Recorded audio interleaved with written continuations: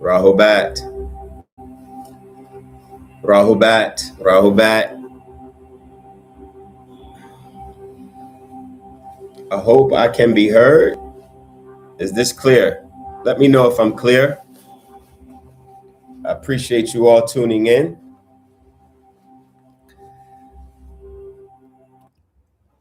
I am Dr. Duswa York. This is the Actual Facts Podcast. Waiting for a few people. Let me know if you can tap in and let me know if I can be heard. I'm not sure if my mic is clear. I want to be clear with you all on your end. Let me know. Can I be heard? Is there a sound? Sound, Rahubat. Can I be heard? Is the sound clear? Okay, just checking, making sure. Thank you. Tawatak. Okay, so great. Welcome all, Rahubat. Again, it's been some time, about 3 weeks or so. We haven't had a episode, but we're going to continue. We have a lot of information to share. We have some updates. We have to make a lot of things clear as it relates to the Nubian nation. We also want to touch on the very important topic of our vote, this global vote of the Nubian nation vote, the African diaspora vote, people who are part of our nation and have acknowledged His Excellency Dr. Malachi Z.K. York as their president. So we'll get into that because there's a lot of questions surrounding it. And at any time, if my voice goes or the sound is not clear, just let me know. Okay, so, and we also, obviously, we have to touch on this important topic, this Leviathan topic, the fall of Babylon, Leviathan 666. This is something that Rahubat Musard, and make sure you share to let everyone know that we're live. A lot of people we've missed because of a few weeks, but we want to make sure that everyone tunes in because this is a very, very important episode. And so because of the day and time that we're in, because of where we are living and the various locations, our nation has been scattered to many different areas of the globe. So it's important that we make sure and assure our people that our president, our father, His Excellency Dr. Malachi Z.K. York has not abandoned us. He's been fighting this very hard fight for us. He sacrificed his time. He sacrificed his life. He sacrificed his energy. Everything has been poured into his blessed nation. And so it's our responsibility as men of the nation, right? Myself having a responsibility that I made an oath to take to defend our nation legally in the international community and make sure that our rights are protected, to make sure that we are acknowledged and recognized as who we are, and the atrocities and the various genocidal effects, ethnocidal effects, and things that have happened to us as a whole, that the responsible parties are held accountable. And that ties into the title, Leviathan 666 and the Fall of Babylon. Right. And what does this all mean as it relates to the book of Revelations? Their records, the records of the Adamites and the descendants of the various tribes of Abraham coming out of Esau from Jacob and Jacob and Esau coming from Isaac, the son of Abraham. So we'll address that. We'll also address, again, the new symbol. A lot of people have had questions about that.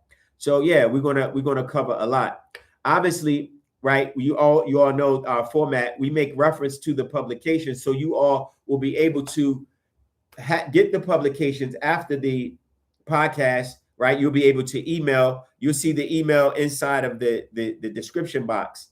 And I have some great news as far as the website is concerned. I want to share some information for you all there. That link will be in there as well. I will be up for 24 hours. The website is not done. It's not complete. But you all need to know your rights. A lot of times people speak prematurely out of ignorance and because ignorance makes people try to fill in blanks. And a lot of times that's from the religious doctrines. When you don't know a thing, people fill in blanks because no one likes, people don't like not to know a thing. They will assume that they are ahead of information, that they are knowledgeable in certain areas. And if you're not knowledgeable, if you haven't studied, that's the way that you always learn, because you always are willing to say, you know what, I don't know a thing. Let me look into it. Let me check the label. Let me check this article out. Let me see what my rights are.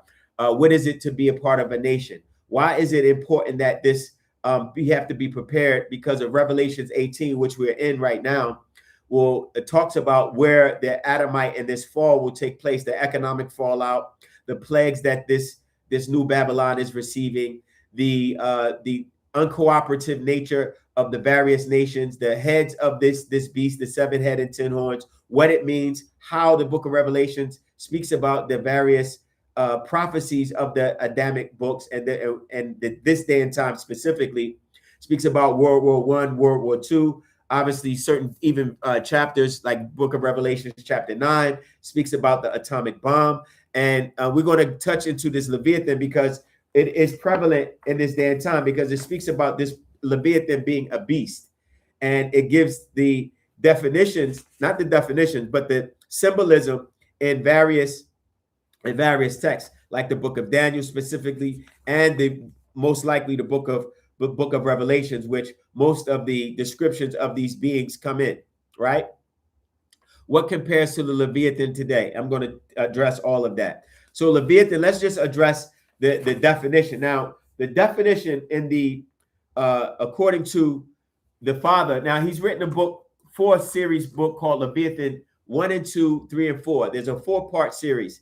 It's an incredible book. It speaks about this day and time, the various leaders that have positioned themselves to work on the behalf of the beast, the work on the behalf of this reptilian-like species that has incarnated on the planet and has made themselves, let's say, a mix amongst the humanoids, right? Can y'all hear me? In the chant in the back, you hear the ohm there. And it also speaks about how people were warned about this day and time, and the political unity that that the system has said that it's better for humanity from coming up under a new world order, right? And so what is this new world order? What is the gains, and what are they trying to accomplish with this one world order?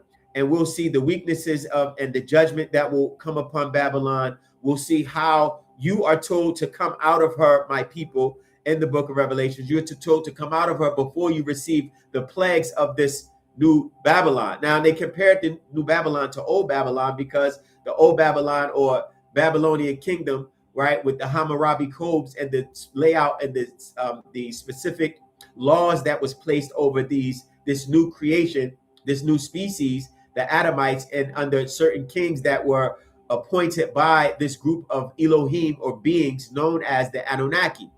And we had several discussions about this, but we have to keep rehashing it because they play an intricate role in this new Babylon, right? And the new area, this new cage that is spoken about, the cage of every foul bird and every unclean spirit. And it's a reason they use the word unclean spirit and every foul bird, right? Because most of the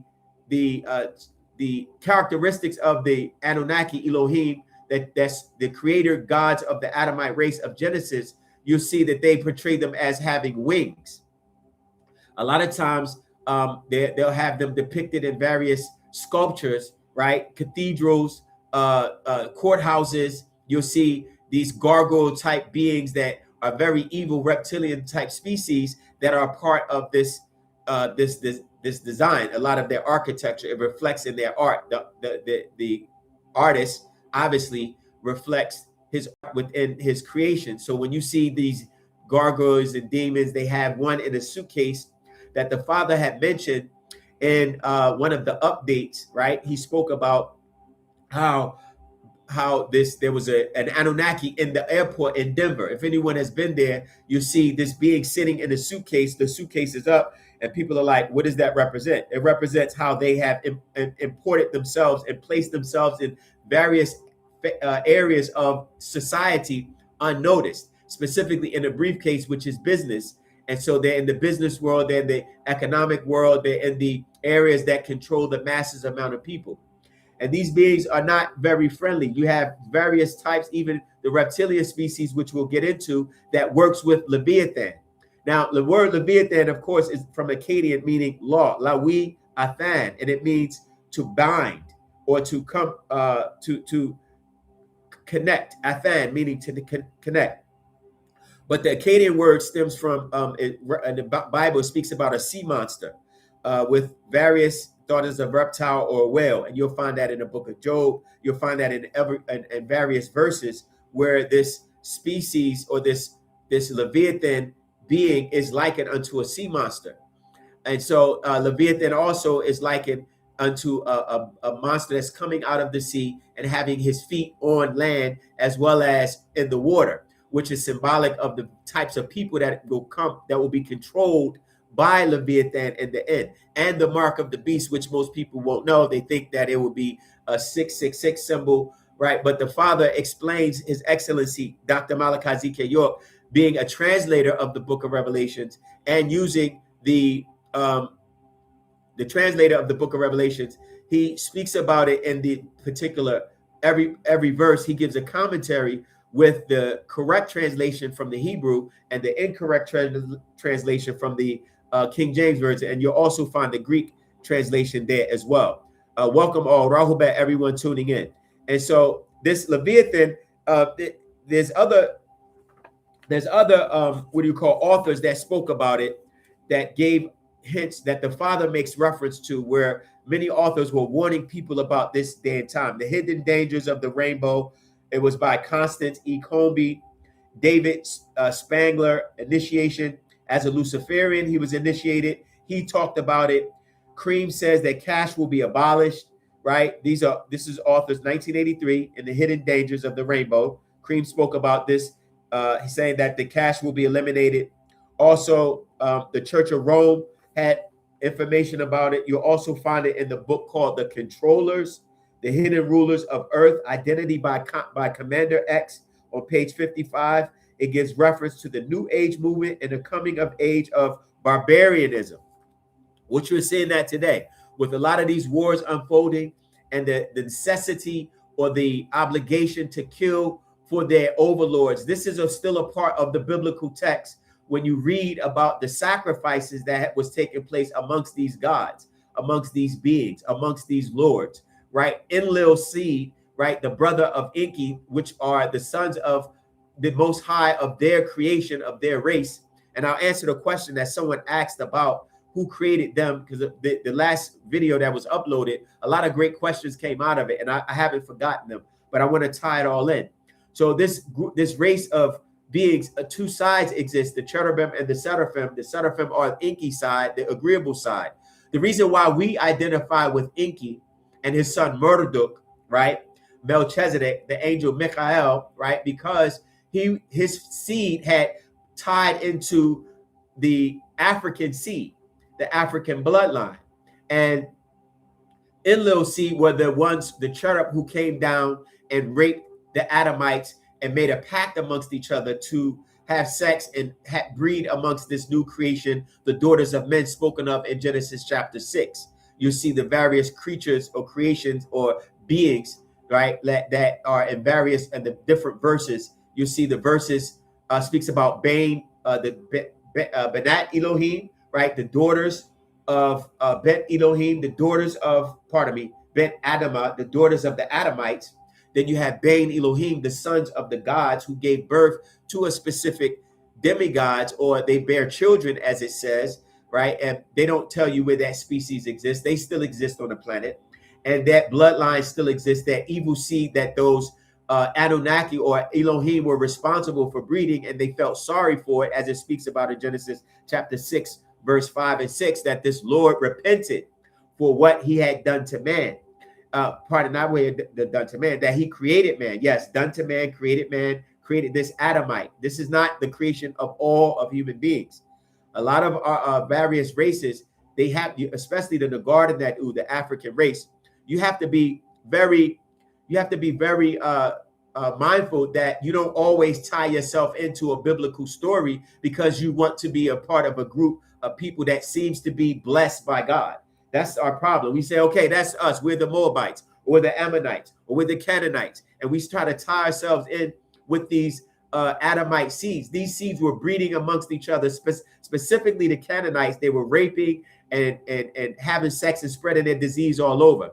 And the book of Genesis speaks about it as well. They were a group of killers in the land of Nod. That was a species. That the group or the Adamites were the red ruddy race, and it speaks about them being ruddy, which is a red skin texture, a red ruddy type of characteristics, and they were evil. And that seed that these beings repented for making that man. It says it in Genesis. You can read it, right? Let me pull it up real quick so we can have some context so people will understand. I'll read it, and then hopefully when we upload this also later, the verses will be there. We have some some good editing going on, so anything you miss, we'll just upload it later. So it says right there in Genesis chapter 5, 6, verse 6, it says, and it repented the Lord. Nacham is the word there. He felt sorry. He felt avengeful, meaning repentful. And that word is used 41 times as repent. So it's not something metaphorical or symbolic, as some people like to say. It says, and it repented the Lord that he had made man on the earth, and it had grieved him at his heart. So these beings were very upset at this creation and how they turned out, this breeding of this Adamite. They were very wicked. And this is from Enlil's seed, who had mixed in and had raped this group. You'll find that in the beginning where it says, and these beings took, that the sons, verse 2, that the sons obeyed Elohim, saw the daughters of men, and they were fair, and they took them. We spoke about this in several episodes, but we have to reiterate to let you know that that evil seed was placed in a group of Adamites, a group of specific characteristics, a specific species of newly bred beings that were bred 6,000 years ago.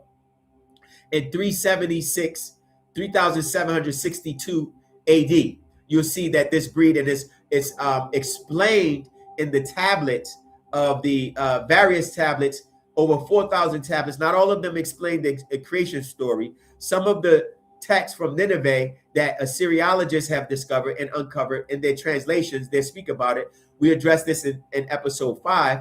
We went over these specific tablets, and we made a chronological detailed map of the correlating verses from the biblical text in Genesis 1 and the text of the Old Testament, not the Old Testament, the text found in the Cuneiform scribes that they found in the temples there, the collapsed temples in Nineveh, 4,000 tablets. And there's some specific,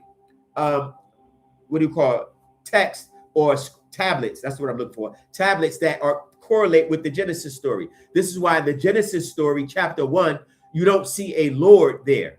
The word Lord doesn't pop up until chapter 2. The reason is because in chapter 1, the group is working. The group of beings, the gods are working. They're planning out how to breed a man, creating an environment that was that was suitable for this new creation in a specific area that was void, and it was without life in a particular area, not everywhere on the planet. And so the tablets address, those ancient texts address the beings specifically on how they came down, how they raped this new creation, and they gave them specific laws. But the Anunnaki or the Elohim were not the only species that were involved. There were a group of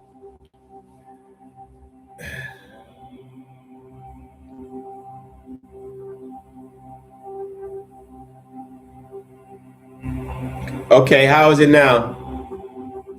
How is it? Am I back? Okay, great. I just had to refresh. I can't complain because you know what happens. So, okay, so let's deal with this Draco star system. Yes, the Draco star system, right? They're from the northern sky, a part of the 48 constellations. They were listed by Greek astronomer Ptolemy and remains one of the 88 modern constellations today. It's in the 16th galaxy.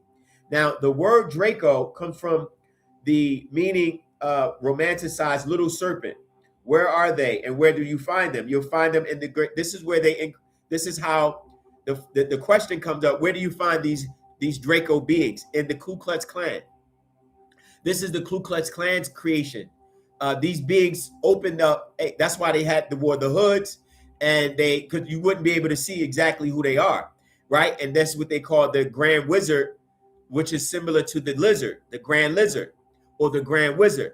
So when you say these beings, right?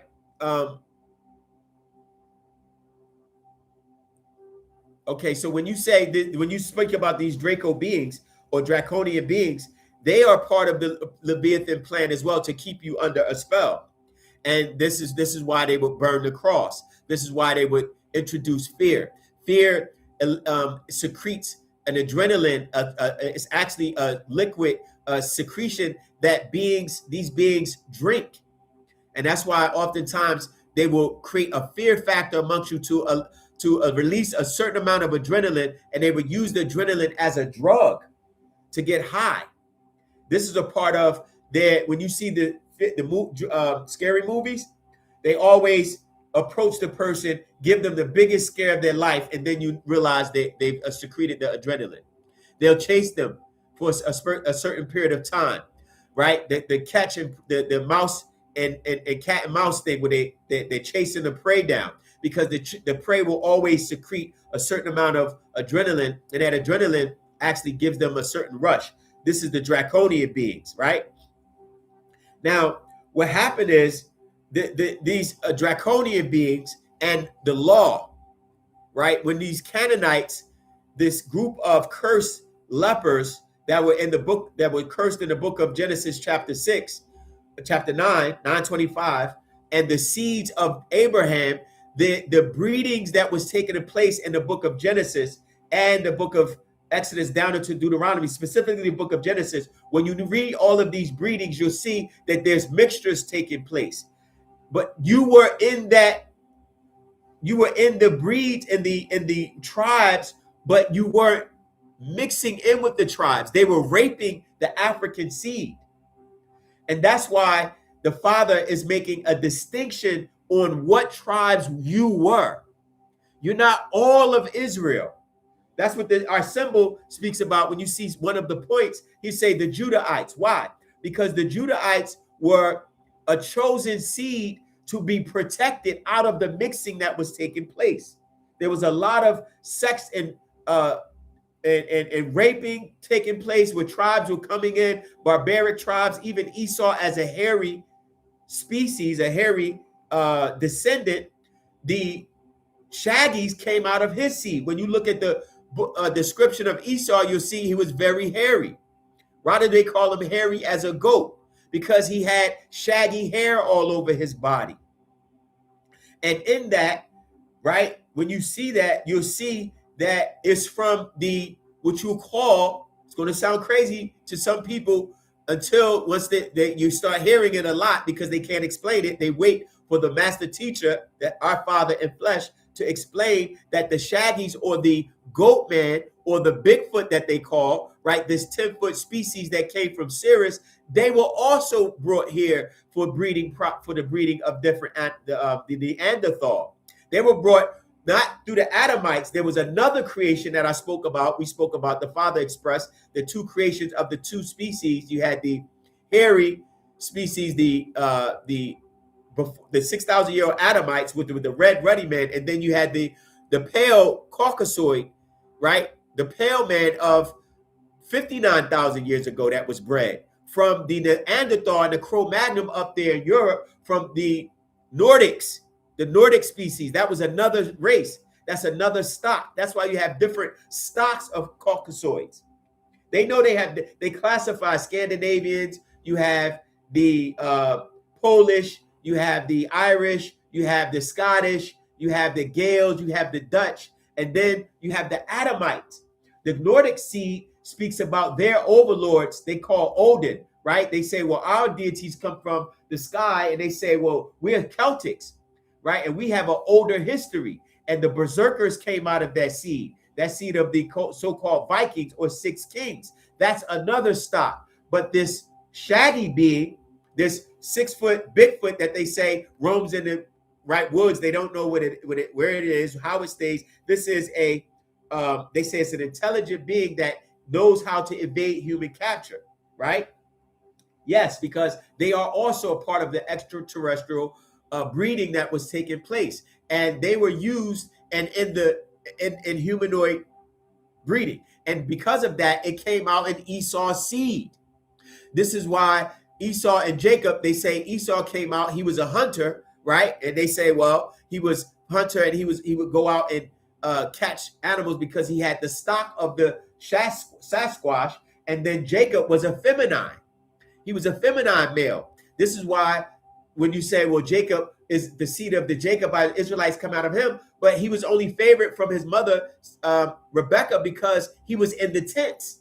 He was always inside the tent. That's not a characteristic of a herder or someone of that stock who was masculine, because they would go out and hunt. Why was Jacob always in the tent? Because he was more of a feminine type. So the breedings that was taking place amongst these Canaanites, Ammonites, Moabites, especially the 11 sons of Canaan, the Girgashites, the Hittites, the Arvites, the Amorites, right? Which the prophecy of Genesis chapter 15 speaks about the Amorite seed, which will be inflicting, or let's say in bondage. You will be in bondage under the Amorites in a land that is not theirs. You're in a land that's not yours. You're in a land, right, that you've been under the bondage for 400 years of a specific seed of the Canaanites. And in that land, because they worship Enlil and the overlords that they have introduced their laws to the society. And this is why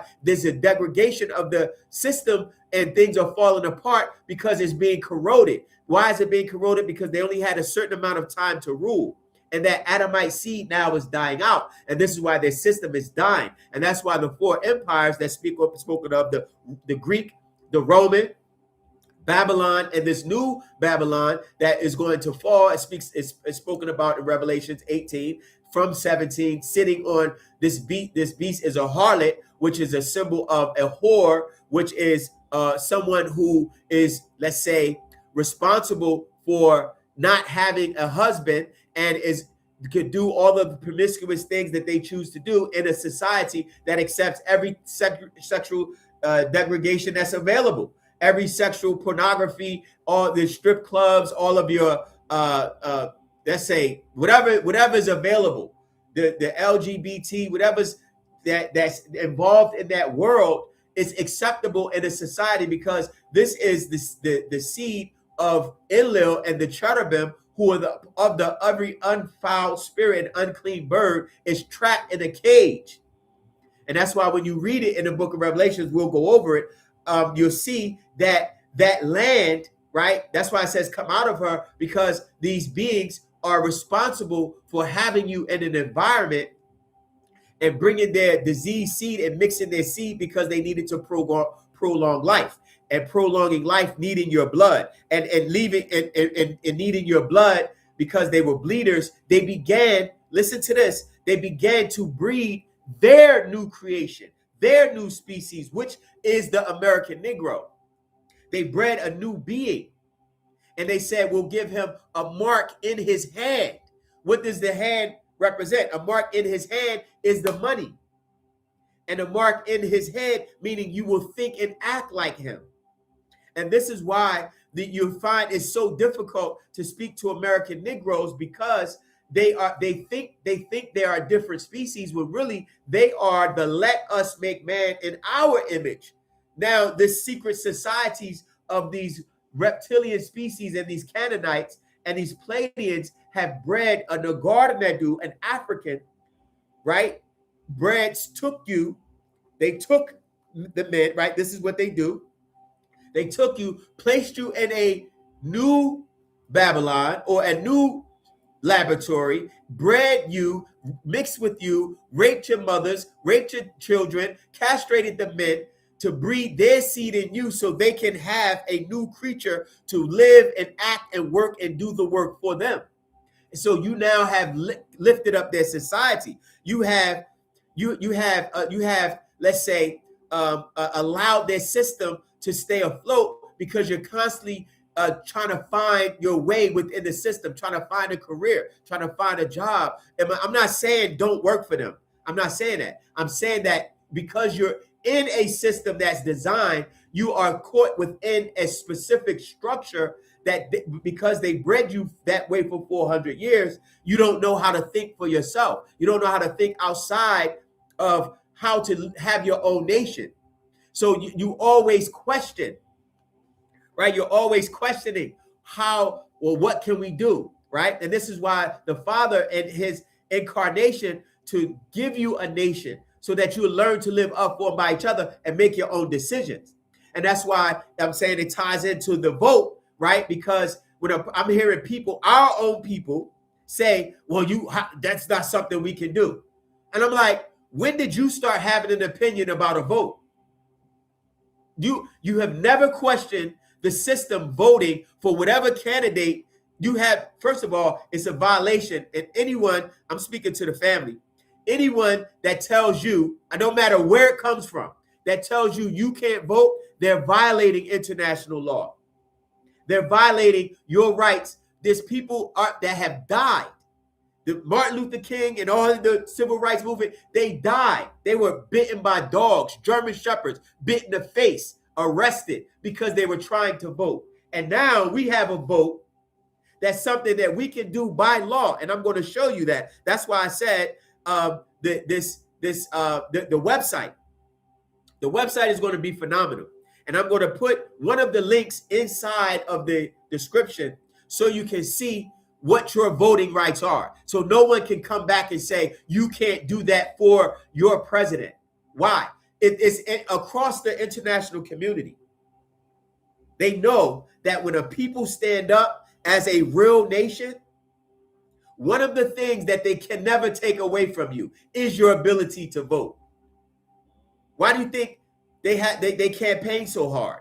Why do you think every nation, if you're a real nation, if you are the Nubian nation, as we say we are, if we have a president, His Excellency Dr. Malachi Z.K. York, and we have a land, and we have a, right? And we have a language, we have a flag, we have a culture, right? That's what you say. You want sovereignty, you want freedom, or you want someone to hand you freedom.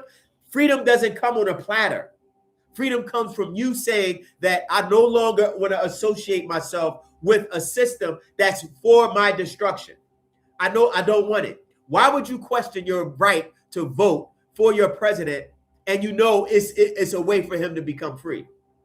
Why would you place, this is why I'm saying, anybody that you hear say that, watch them, because that's forces within them trying to prevent. The Caucasoid doesn't even tell you can't vote. He said you couldn't vote in his system, but he can't tell you can't vote in your own system. He can't go nowhere, can go to Africa and tell them Africa can have one of the newest political organizations, right? They can have some of the newest systems. They may not be as advanced. However, they never tell them you can vote. You have to stand up for yourself in order to say, I don't want to be a part of them. Why? Because you will break the spell. The spell is that you don't think you have the ability to make decisions for your own life, for your own race, for your own people. And that is what they placed on you. It's the spell of Kingu. You're asleep. So when you're asleep, you wake up, you want someone to bring you breakfast. You want someone to wash your clothes. You want someone to do the things for you. And no matter if you're in their house, you still go to them for assistance. You still, even if they're abusing you, because you don't have anything else. You don't have any other way to get food. You don't have any other way to make money. You never thought about printing your own money. I'm not talking about US dollars. I'm saying every nation has a right for their own economic system. That's not far-fetched. What we had our own on our territory, we had our own currency. And people was like, oh, it wasn't a novelty. You were using it the Father laid out a specific economic layout so you could buy on our territory. Anyone that was on our territory know that you could bring money, right? You could bring money, exchange your money for our dollar, it was called in Sabbatic. You could exchange the money. and you could go purchase what you needed to purchase on our territory because it was our state. It's our state of mind. We're Nuwapians by characteristics, by race. That's who we are. And we're mixed in. You're mixed in with all different tribes over 400 years. You're going to be mixed in. You're going to have some indigenous Native Americans. The Yamasee, which was a black seed that were here. You're going to have the mixed descendants of Africans who were brought in and enslaved and mixed in within the Nuwapians in the southeastern area. You're going to have all of these tribes mixed in. You're not just this. You're not just that. You're not just this and not this. You're not that and not this. That's not how it works. You're trying to find your way, and I'm saying that you are part of a nation that naturally was born from the mixtures of the different tribes from Africa and the indigenous Africans and the enslaved Africans and some Native or indigenous Americans. You all became this huge nation, but you were not aware of the land that was stolen from you. You were not aware of the language that you lost being able to speak from our ancient Sabbatic or Sabaean kingdoms, from the Meroe kingdom, from the Napatan kingdoms, the Egyptian kingdoms that traveled west, and some of those tribes settled in Western Africa and then migrated over, and some was brought over. So you had your language. They didn't understand your language, so they didn't name you properly. They gave you different names based on where you lived, like the Creek, like the Yamasee, which means that they gave you those names. Those are not your names. You are Nuwapians because you are a reasoning people. You were not a religious person. You didn't have foreign religions at the time, so they didn't write you in the books as Nuwapians. You had to be reintroduced to that. So don't be confused when you see an advertisement that says vote now or never. Because when Babylon falls, and it says it's going to fall, when you read it in the book of Revelations, let's go there, right? Revelations 18, which is one of my favorite classes that the Father, right? The Father had, what is going on? The Father had a class called the Revelations. Okay. Let me close this. Revelations 18, and if you see it, you might see it in different places, right? Online or whatever, right? Wherever different places that have posted. But it starts from 17, right? When you see Revelation 17, it speaks about there came two angels. They came, and there came one angel of the seven angels, which had the seven vials, and talked with me, saying, this is John speaking. This was recorded in 96. And this is a record of the Adamite and the future, which we're in now. He had seven vials and talked with me, saying unto me, come hither, I will show unto thee the judgment of the great whore.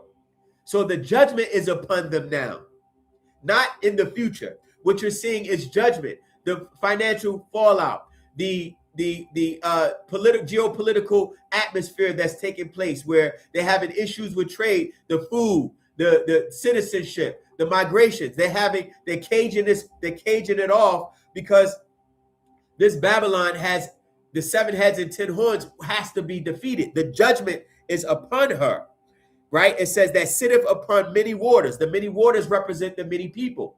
The control that the U.S. has around the world represents the waters, which are the many people that are diverse, right? Verse 2, with whom the kings of the earth have committed fornication.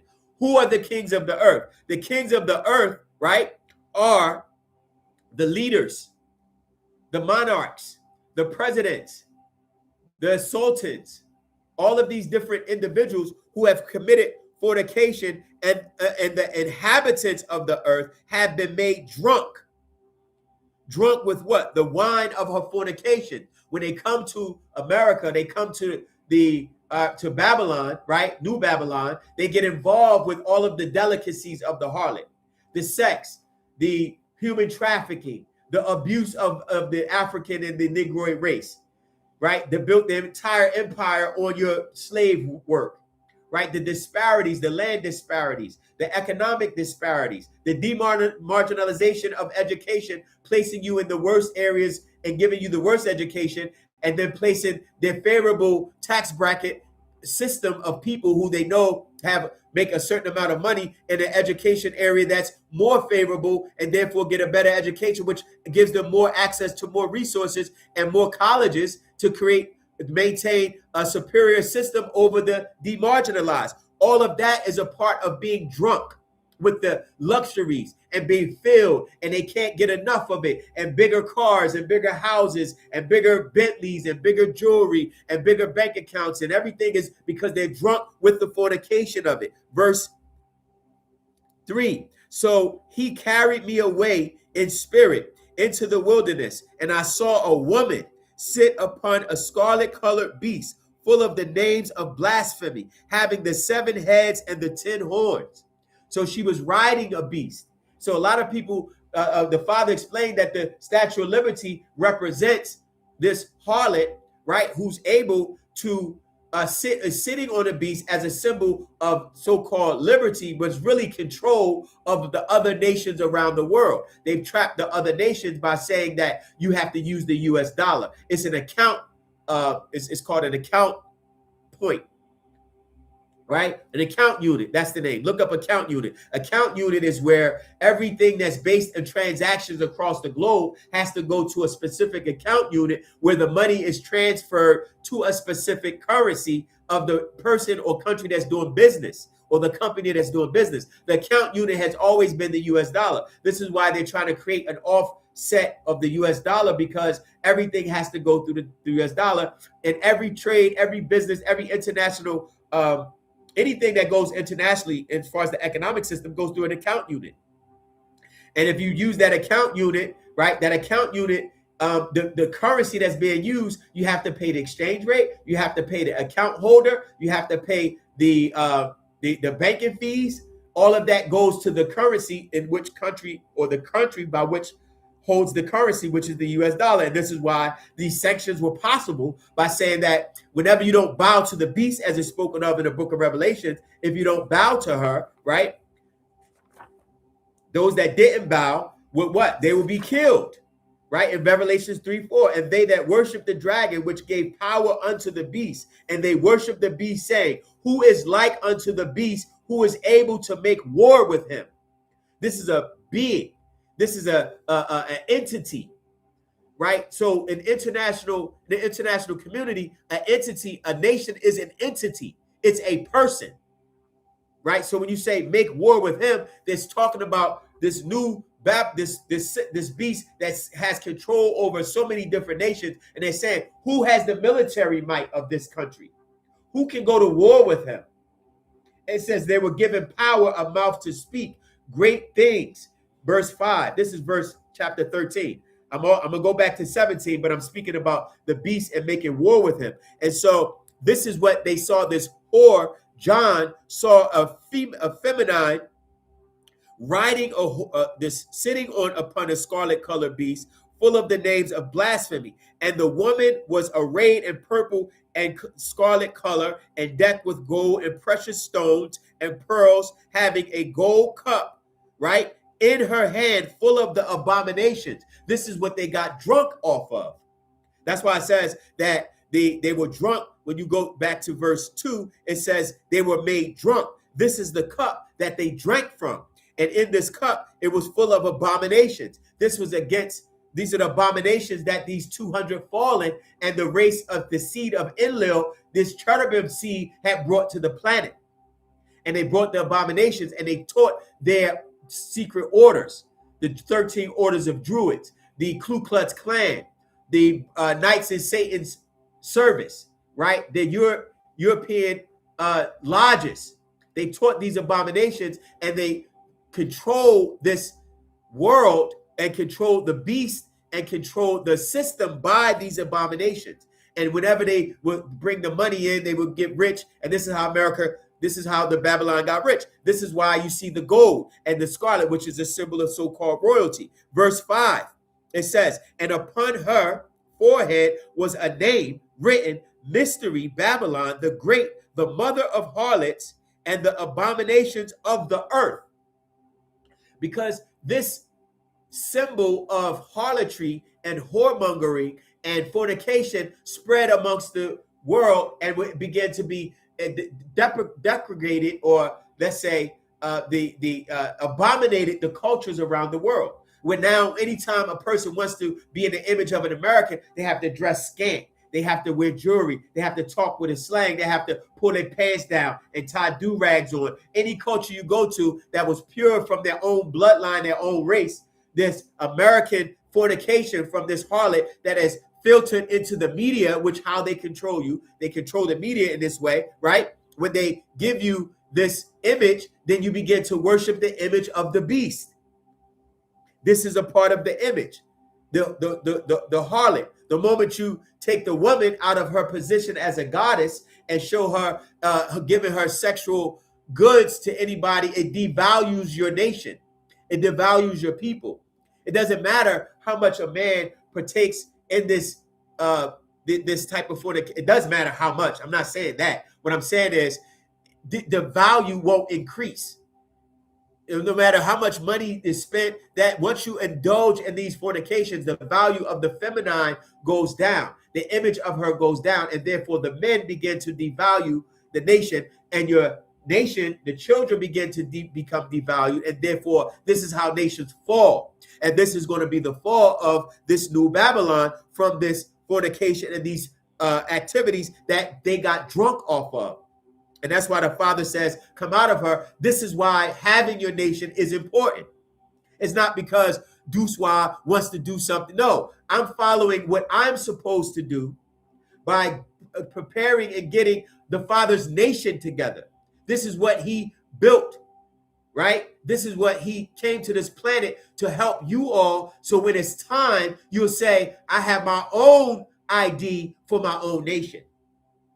I'm not a part of, you can't put me in a FEMA camp. You can't take me and draft me into your military. You can't put me in as a prisoner of war because you're going to war with everyone around the world. They're cutting your passports off. You can't even travel to certain countries now with an American passport because they don't respect you. You don't know how you look to the international community because you're there. But if you go to other places, they don't respect the American Caucasoid. They don't respect them. They don't respect because of the things they've done to the planet. They don't respect the currency any longer because it's been used to abuse others because it's been made as the mark of the currency of the world. And so you having this passport trying to travel, most African countries no longer, it's called the law of reciprocity.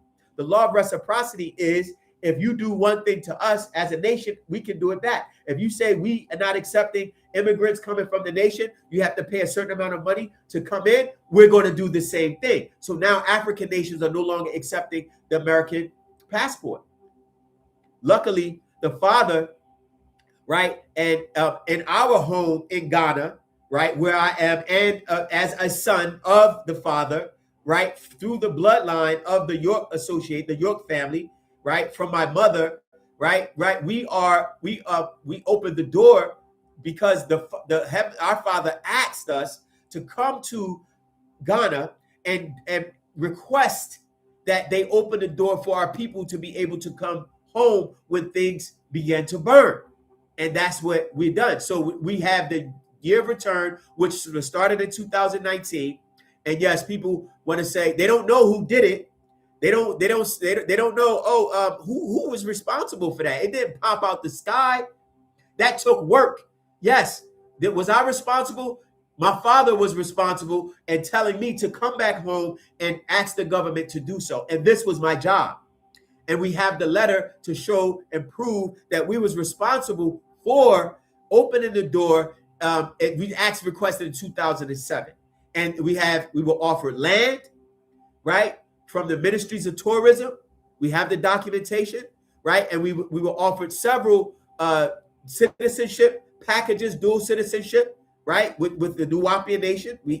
They wrote the father while he was still incarcerated and told him, your nation is more than welcome to come. We have land available because they know what has been done to us in on the territory. But what happens is this.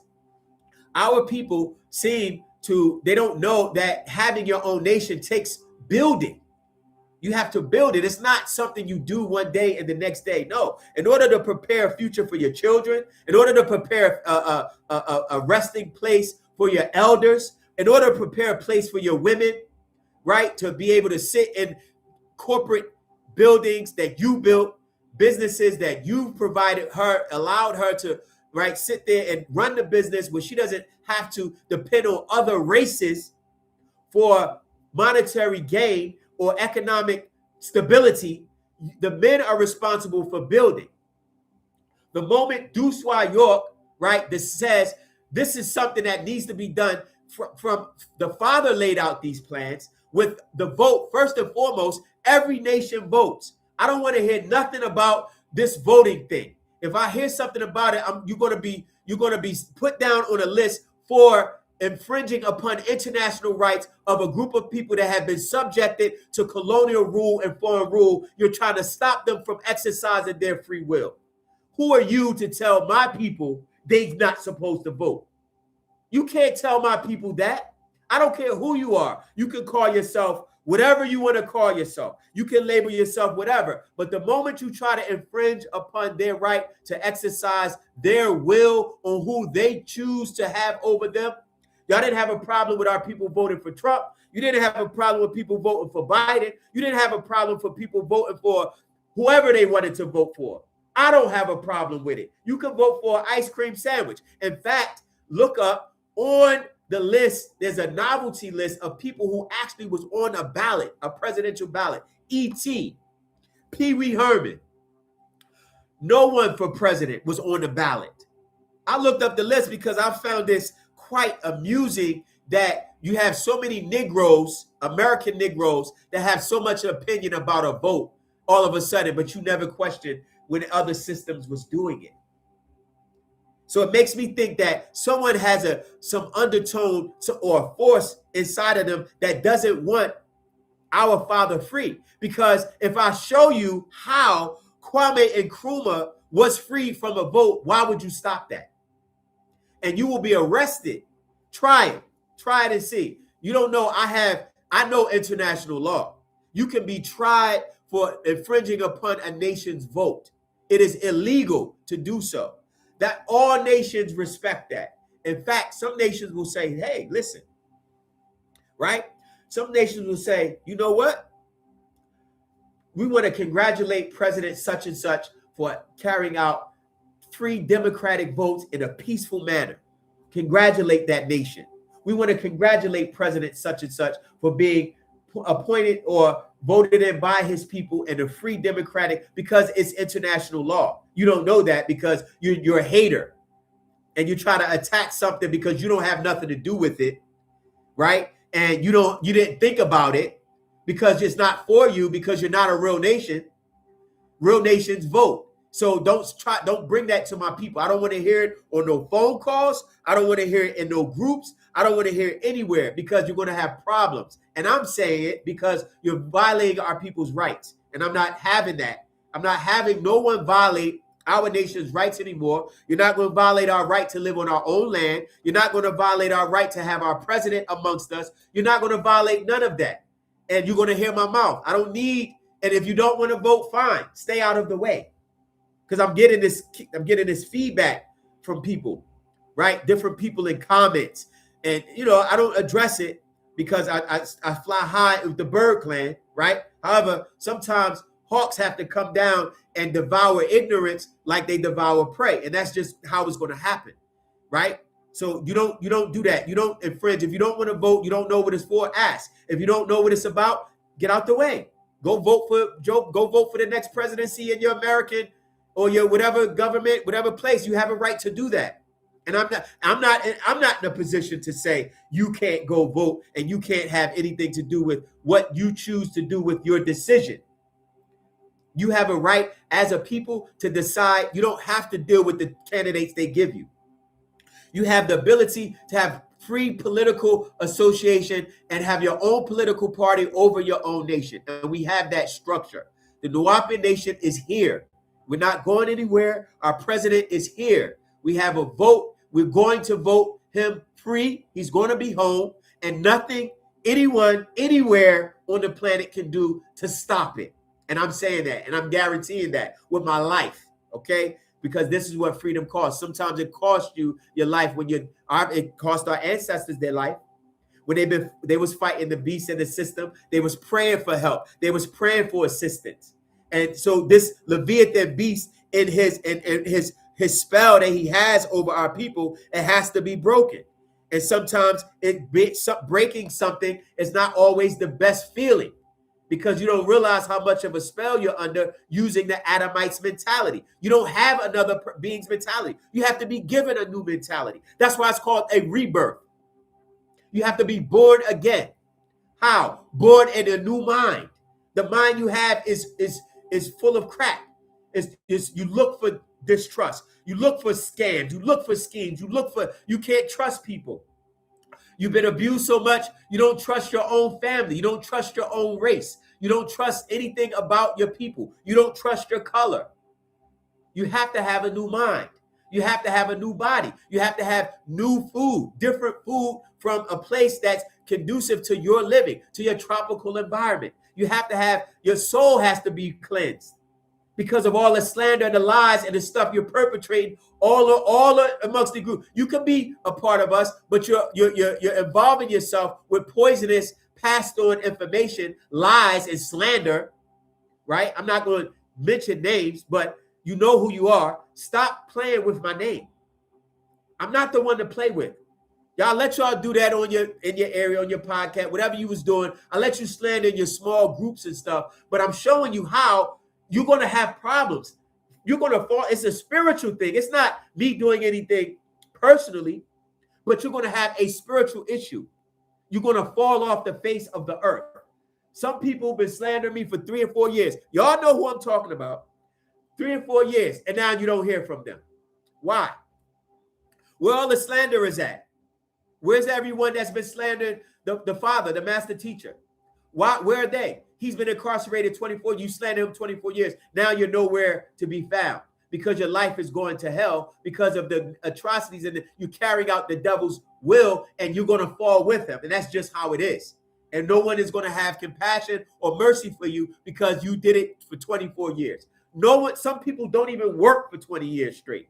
And some had the audacity to slander the father for 24 years, even as an 80-year-old elder that did 25 years, a quarter century. And our people have poisoned others to slander him, and they don't even know him, never even met him. And you think you're going to, it's going to be total hell for people in moving forward. Watch my words. And this beast is going to fall. Let's get back to this. Right? Because we're talking about the freedom. What were we about this Leviathan? I just wanted to make that clear for people that think it's a game. Don't play with people's names. You don't know who you're playing with on the planet. Everyone is not a joke. Some people are here to do a job. Everyone is not here to be lollygagging and playing games and not thinking about our future and our past and our elders and our ancestors. Some people are the embodiment of the work of the ancestors. They can't do anything else but do the work because they've given their will to the heavenly ones. And everything they do is for them. And there's nothing you can do about it. So that's just how it works. And so when you see us working for our nation, you're going to see us, these actual facts given to the people so they'll know what's going on the planet. There's other groups of reptilians, back to these reptilians that mixed in with this species, that this harlot, right? When you see this harlot here that sits on this beast, the 7 heads and 10 horns, we'll address that. Okay, so it says the beast that thou sawest was and is not, and shall ascend out of the bottomless pit. Where's the bottomless pit? They say it's a bottomless pit, and go into perdition. And they that dwell on the earth shall wonder, whose names were not written in the book of life.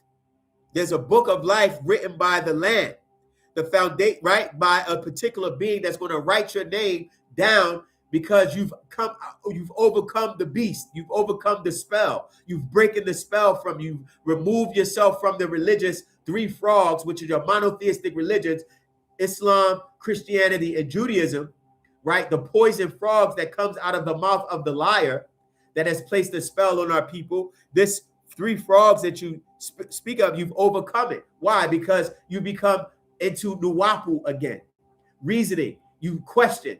Things have to make sense. You're not accepting the lies and the fairies and the ghosts and the, what do you call it? The orbs that they use, right? So there's another great group. Let me go down this species of reptilians, right? Other reptilians lay eggs. Some have some have a vestigial reproductive capabilities.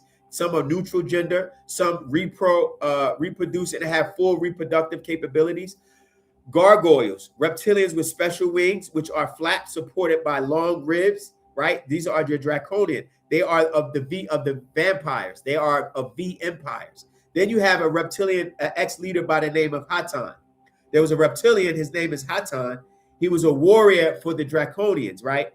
He defected from the Draconians while on Earth and reformed to fight, right, against the reptiles on behalf of the humans. Now, when you this is one thing you probably need to know. When identifying these reptilians, you'll see them oftentimes wearing certain clothing, blue ties. When you see a blue tie, these are the blue blood reptilians. They're blue blood. When you see red ties, these are the red blood. Sometimes you see a purple tie, which are your mixed blood. They're mixed with reptilian and human. A lot of times they give you, this is one of their ways how they communicate. Blue blood, red and blues, right? You have, look, what the red and blue star, red, white, and blue, right? The white brotherhood, red reptilian, blue blood reptilian makes up your, this is the Palladian layout of the, check out that video when you get a chance. I know some audio is missing, but it's there. The Palladian design for the U.S. I think you have read, right? Yes. Yes, he wears all three. So these are the mixture. Now, not all of them, the Father says, not all of them can transfigure or shapeshift. So when you deal with certain species, you just have to understand some can shapeshift, like the Anunnaki. Anunnaki can come. Some people's like the RH, exactly. Thanks for that. RH negative blood types. They have blood types too. The shapeshifters that the Anunnaki Elohim, they're not a specific race. People like someone argued that they're black race. Someone argued that they're white. Said, no, they're not. They're not. Let's say subject to race in that manner, because they can shapeshift and be whatever race they need to come to a person in order to communicate. So you may see them brown skin, but if you see them in a form, like what form would the master teacher draw them in, other than a form that you would be able to say, okay, would not be freaked out about it? Because when you see the drawings, maybe in certain of the publications, it's like, okay, they look human, and he shows them as melanated. Yeah, because they can shapeshift, and shapeshifting is chameleon shapeshifts, octopus shapeshift. So it's not a far-fetched biological mechanism it's just not in the human genome yet. It's in certain species, but it's not in human genomes. Actually, it's more closer in the feminine, because the Father says feminine shapeshift when it's time for reproduction, or they attract a mate. They have this aura about themselves. He said during the menstrual cycle, so they shape their different forms, even with babies and pregnancy. So women go through things that men don't know about. So they're closer to having that shapeshifting, but not in a negative way. Just because you're a shapeshifter doesn't mean you're a negative being. Again, that's religious doctrine. Religious doctrine, you have to leave that aside when we go into the heavens and speak about intergalactical beings. Everything is not good and bad and labeled like that, like the religious world teaches you. If you're good, you're going to hell. If you're good, you're going to heaven. If you're bad, you're going to hell. That's what they teach, to try to control your mind, to point out who's good and who's bad. The Muslims are bad, I'm a Christian minister. The Jews are bad, I'm a Muslim imam. The Hebrews are good, I'm a Jewish rabbi. These are human mechanisms, or controlling mechanisms, to make you judge, right, others, and keep you in the religious spell to say, well, because I'm Christian now, I don't listen to Muslims, I don't listen to Jews. Jews do the same thing, Muslims do the same thing, and they all control each other's congregation by fighting and saying who's bad and who's good and who's righteous and unrighteous. The beings that we're talking about, they created religion for you.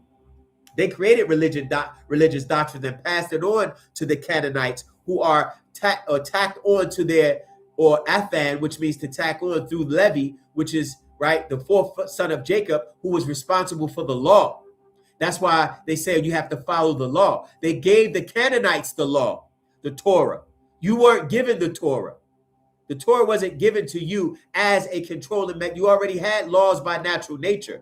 You had your way. You had your way of life known as patrak, right? You did with reasoning and the natural order and laws of nature that already exist. You didn't need a law or book to come down to say, this is what you must do. Come bring me sacrifice.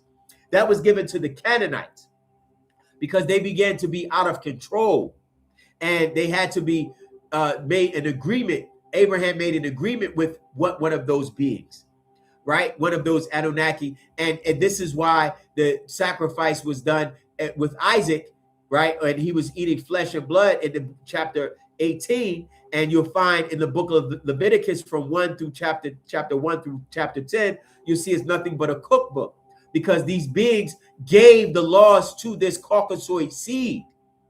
And that's why when you read the book of Leviticus chapter 7, it gives a description of these Canaanites. It talks about the yellow thin hair, the boils in their skin, the scabs, and if they had to be quarantined, it would say, well, they had to be shut up for 7 days unless the scab be healed and there was not a rising in the skin. This was the open sores and forms of leprosy that was from touching or passing on, that you could literally go into an environment and breathe it in and you'll have the disease. Just like smallpox. Smallpox is a part of leprosy.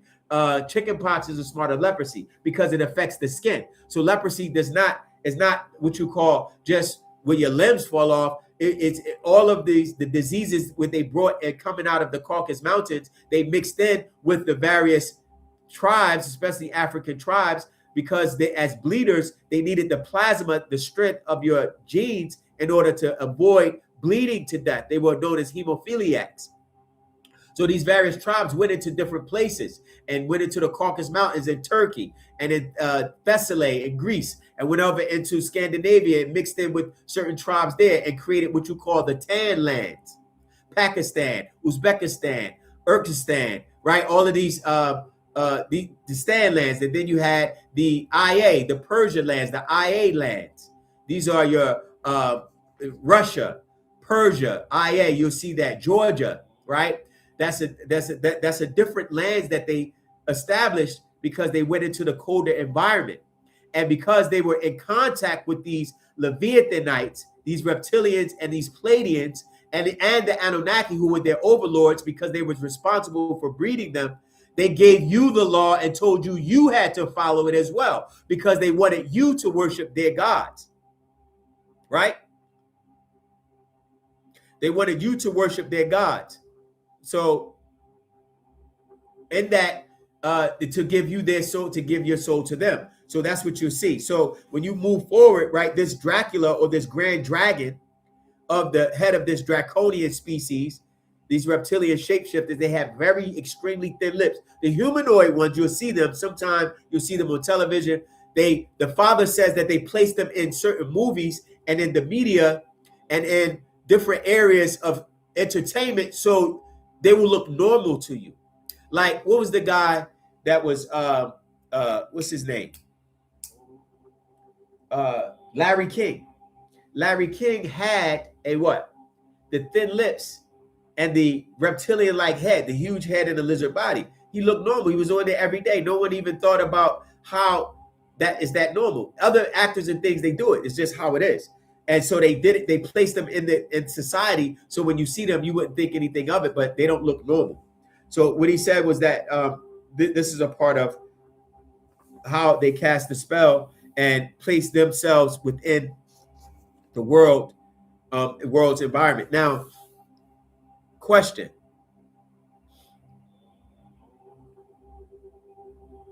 Chicken lips. Any questions? Or should I keep going? You want me to keep going? How long we going? Okay, yeah, we can keep going. Now, so the question is this.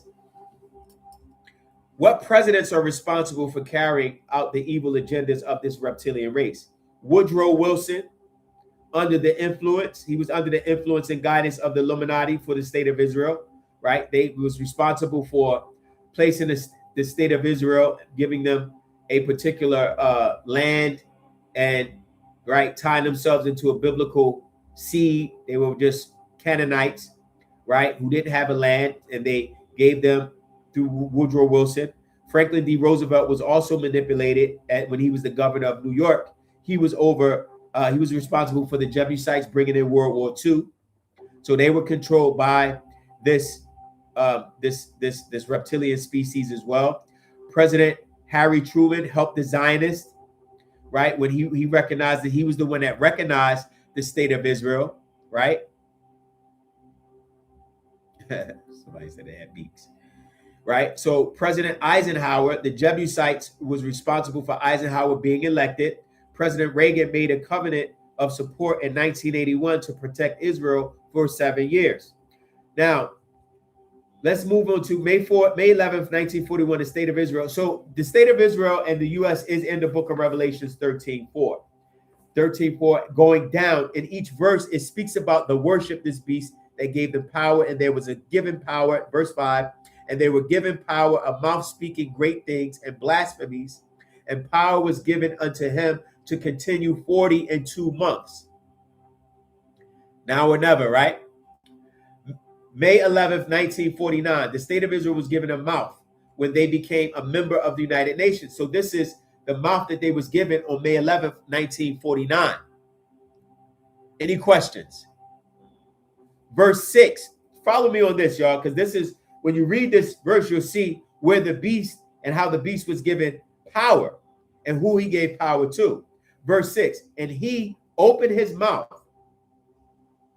right?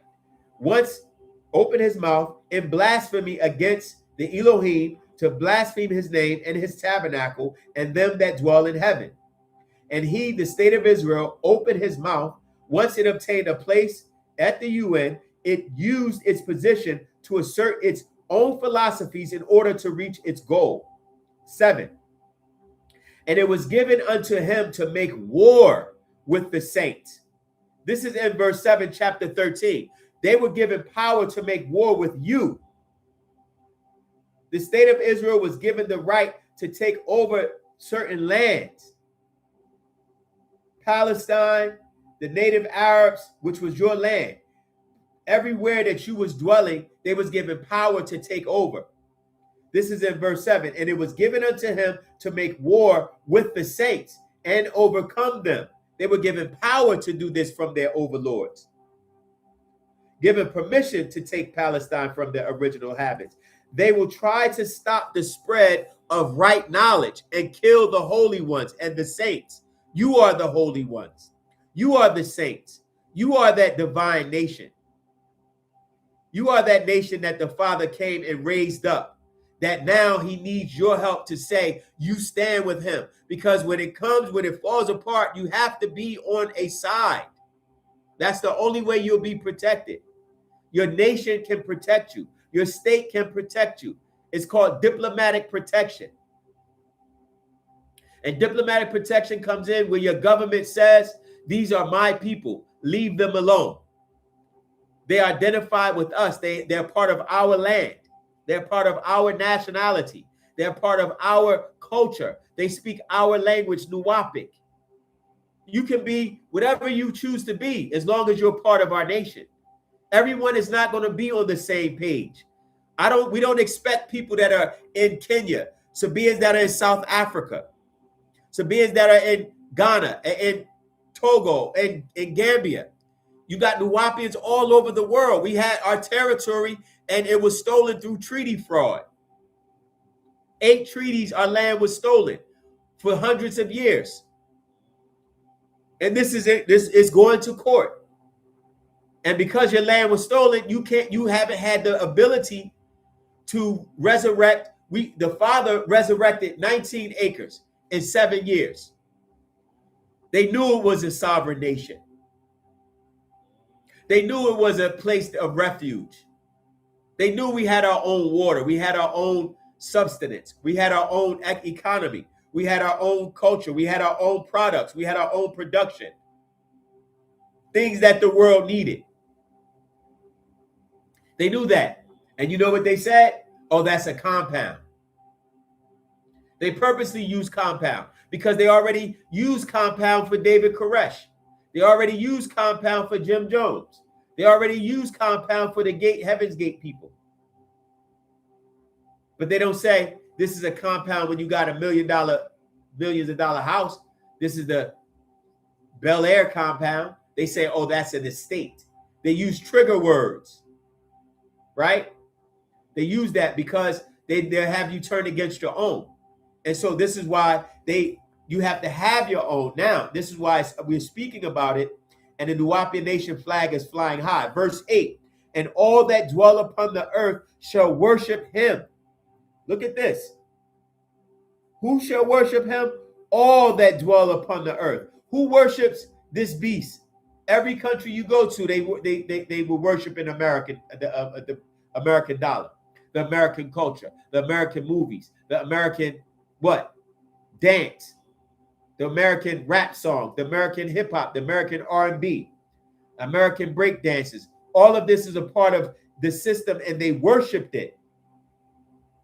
Whose name is not written in the book of life. So it's the people whose name is not of the book in the Lamb's book of life, who's not written in the life of the double resurrection, who worship this beast. How do they worship the beast? Because they have these images of these drawings of their gods, and of their Yahshua, of their Jesus, their Nanar, their bright and morning star, their Cherub, of their Annunaki, this being that sheds blood, that comes back in the book of Revelations, as they say, with a sword and blood on his robe. What does that mean? Why is it always some type of blood? What's taking place? Because these beings are bloodthirsty. They're reptilian species. And they enjoy the smell of blood. They enjoy the taste of blood. It says it right there in Revelations when you read in 19. When you go to verse 19, you'll see it says, and the beast, it says, and I saw the beast and the kings of the earth and their armies gathered together to make war against him that sat on the horse and against his army. If you go back to 18, before they make war, right? What does it say? Exactly. It says that, let's read it. It says, and I saw an angel standing in the sun, and he cried with a loud voice, right? Saying to all the fowls that in the midst of the heavens, come and gather yourselves together unto the supper of the great Elohim, the great Theos. These are these Anunnaki. Listen to this. That ye may eat. They always tell you, the God of the New Testament, this is the Lord we're supposed to worship, and we're supposed to admire him, and he's merciful. Why are they not telling you that he's having a cannibalistic meal in chapter 19, verse 18? That ye may eat the flesh of kings and the flesh of captains. Why are they not saying that you promote cannibalism in your religious doctrine? I'm not saying it. It's right there. You want to eat the flesh of captains. You didn't say men. You said captains because these are people in high positions. The ones that have been killing. You want to get them. You want to eat them and the kings. You want to eat the rulers of the planet. Your flock, your creation. They want to eat them. And the flesh of the captains and the flesh of mighty men. So you go from kings to captains to mighty men, right? Then it says, and the flesh of the horses. So they're telling you they eat human beings and horses and them that sit on them. So they eat the horses and whoever sits on horses. And the flesh of all men. So they went as a high, They chose the kings, captains, what? Mighty men, the horses and the soldier, whoever sits on the horses. And then what does it say? In the flesh of all men, both free and bond. So the men of society, human beings of society, they're going to eat. This is sickness. And this is the spell that our people are under, the spell of Leviathan. That mark that they want you to get by worshiping this image. And then Revelations, after Babylon falls, this is 19, mind you. When we go to verse 18, you'll see how it falls. But this is after the fall. In the book of Revelations 18, it says, and they, verse 18 of 17, let me go to 17. It says, matter of fact, let me go back to 16. It says, and saying, at last, the great city that was clothed in fine linen, all of the luxury and the jewelry and the suits and the, what's that, Lapapalooza and the Oscars and the Academy Awards and the great linens and the purple scarlet and decked with gold and the jewelry and the precious stones and all of the pearls, right? What does it say in 17? And in 1 hour, so great, the riches is come to naught. And everything, pardon me, every shipmaster. What is a shipmaster? The one that brings in the port, the shipping goods to the ports of Babylon, New Babylon. And all the companies, these are your major Fortune 500 companies, your shipping company, your companies in ships. It's telling you what's going to happen. In 1 hour, so great riches is come to naught, nothing. And every shipmaster and all the companies in the ships and the sailors and as many as trade by seas. So these are your merchants on the seas. These are your sailors that bring in the goods. All of your big cabins. What are these things called? These truckloads, right? Barrels of food and all imported from all over. They're selling things to America. Everything is coming in through these shipmasters. It says 1 hour, it's at naught. And as many trade by stood, what did they do? As many as trade by sea stood off. So they're saying they stood off afar and what? And cried. They cried. They cast dust on their heads. You ever see a person when they're going through so much anguish and they lose millions of dollars, the stock markets fall, they lose their business, and they're crying and they're casting dust on their head. This is what Revelations is telling you about this new Babylon that's happening now, the judgment that's happening now. They cast dust on their heads and cried, weeping and wailing, saying, at last, the great city where were made rich, and the great city wherein were made rich. You were made rich in Babylon. Everybody come buy up land, buy up houses, buy up stock, invest in companies, invest in music, invest in movies, invest in sports, invest in basketball, your NBA players, your football players, your movie theaters, your soap operas, your television, all your big major companies. What happens? They stood off a fall, weeping and wailing, crying, saying, at last, that great city wherein were made rich all that had the ships of the sea by reason of her costliness. For in 1 hour she is made desolate.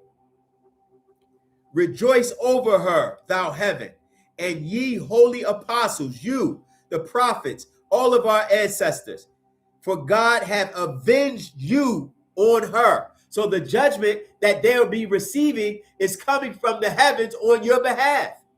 But you're standing so close to her. You're standing in the midst of her. You won't give her things back. You won't give the mentality back. You won't vote for your own. You won't create your own political system. You won't do these things. Why?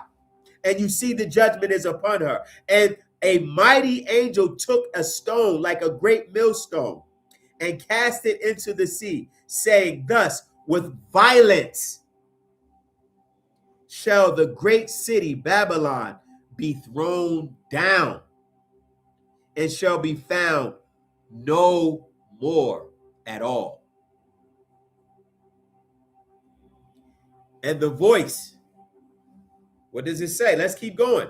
And the voice of harpers, the musicians, your instrument players and musicians, and the pipers.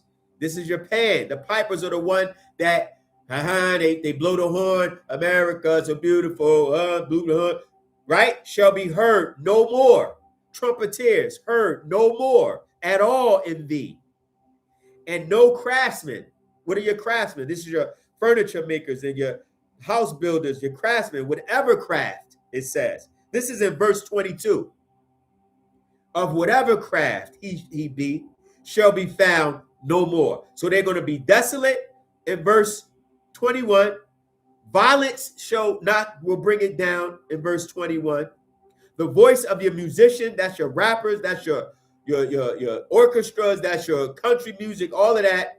Your trumpeters shall be heard no more at all, and no more craftsmen whatsoever, no more found in thee. The sound of the millstone shall be heard no more. Millstones are like your factories. They call them millstones, where you making lumber and all your crafts, your machinery. You won't hear it no more at all in thee. And the light of a candle shall shine no more. That's your electricity going out. When it says candle, it's not talking about a candle. Candles is how they lit up the house at that time. Candles is how they heated the house at that time. I will thank you all for that contribution. It's going to the Malachi now and never campaign. Tawutek. It says, the light of the candle shall shine no more at all in thee, and the voice of the bridegroom and the bride shall be heard. No more marriages, no more festivities, no more coming together. That's happening now. You don't see people getting married like they used to. It's all LGBT. People are, you can have male and male, female and female, marriage, whatever, but they're not spending that money because the economy is not there anymore. Shall shine no more in thee at all. And the voice of the bridegroom and the bride shall be heard no more. What else? For thy merchants, these are your salesmen, these are your shop owners, these are your company owners, your salesmen were the great men of the earth. By thy sorceries were thy nations deceived. The sorceries is, when you look at sorcery, this is drugs. All your pharmaceuticals. Your merchants are your drug sellers. Your big, give me some of those big companies that's, I don't even know, a Procter and Gamble, right? What is those? It's a whole list of them. Too many to name. They were doing the COVID vaccinations, right? They had all of those things going on. They do all of your shots. How are they able to deceive all of the nations? Because they sell the drugs. That's the only way. How is John able to see what's taking place in 96 happening in the year 2026? Is because the nations were all connected. They weren't connected back then, so he couldn't have been talking about then. The nations are connected now through internet, through shipping. They didn't have all of that back then. So he knows that this verse is speaking about the future. All nations were deceived by the great men of the earth that were dealing in merchants or selling the sorceries. This is your spell. Sorcery is where they get the drug spells from. When you have the white magicians and they're concocting these potions, right? The same thing they do in the drug industry. They sit there with the flask on, the goggles on and the flask, and they concocting these motions and kapoof. They blow the smoke and blow it in your face, and all of a sudden you hypnotize. The same thing happens with the drug companies. They get you drug and addicted. Your brain becomes cloudy with the fog from the sorcery, right, of the spelling of the drugs, and then they administer it and say you must take it. This will help you for help your leg and help the cancer and help the asthma and help these. And what is that? This is a part of their sorcery. And in her was found the blood. Listen to this. This ends with verse 24, chapter 18. And in her was found the blood of prophets and of saints and all that were slain upon the earth. This is what happens. And after this falls, right? This is 18. In verse 19, is where they come back and do their harvest. That's why we have a book called The Harvest. What is the harvest? Well, what you tell it, what does it speak about? Let's go to where the harvest is spoken. John speak about the harvest, the book of John.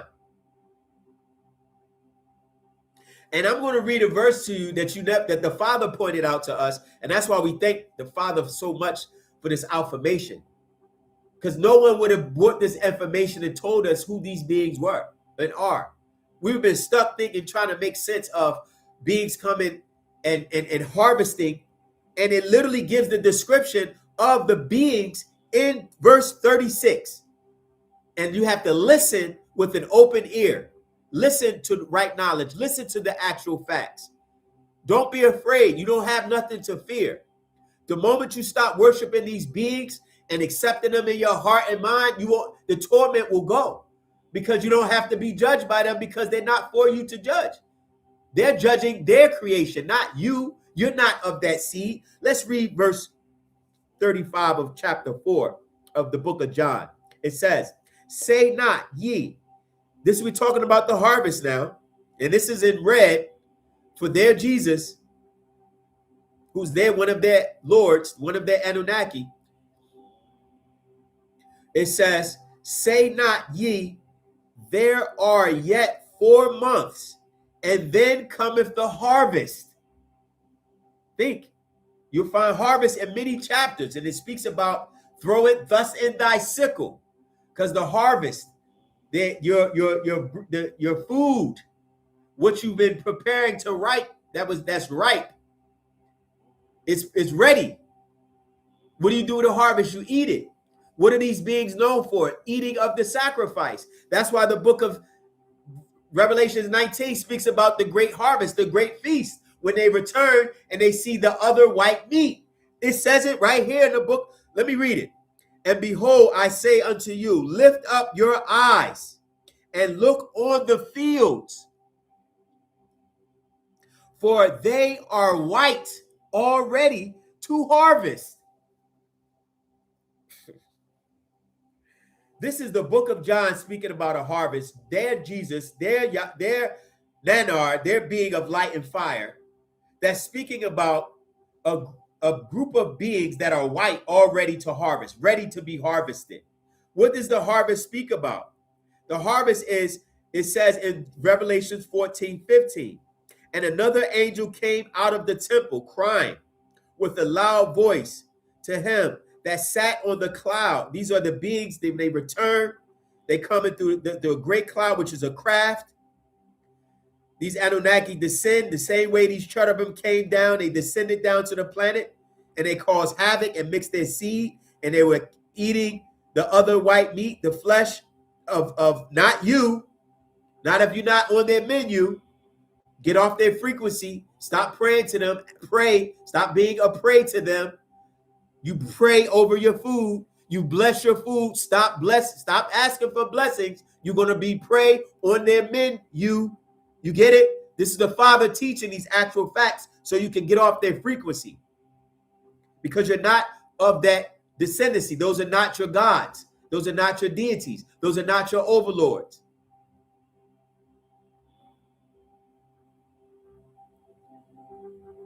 Let's go to 14.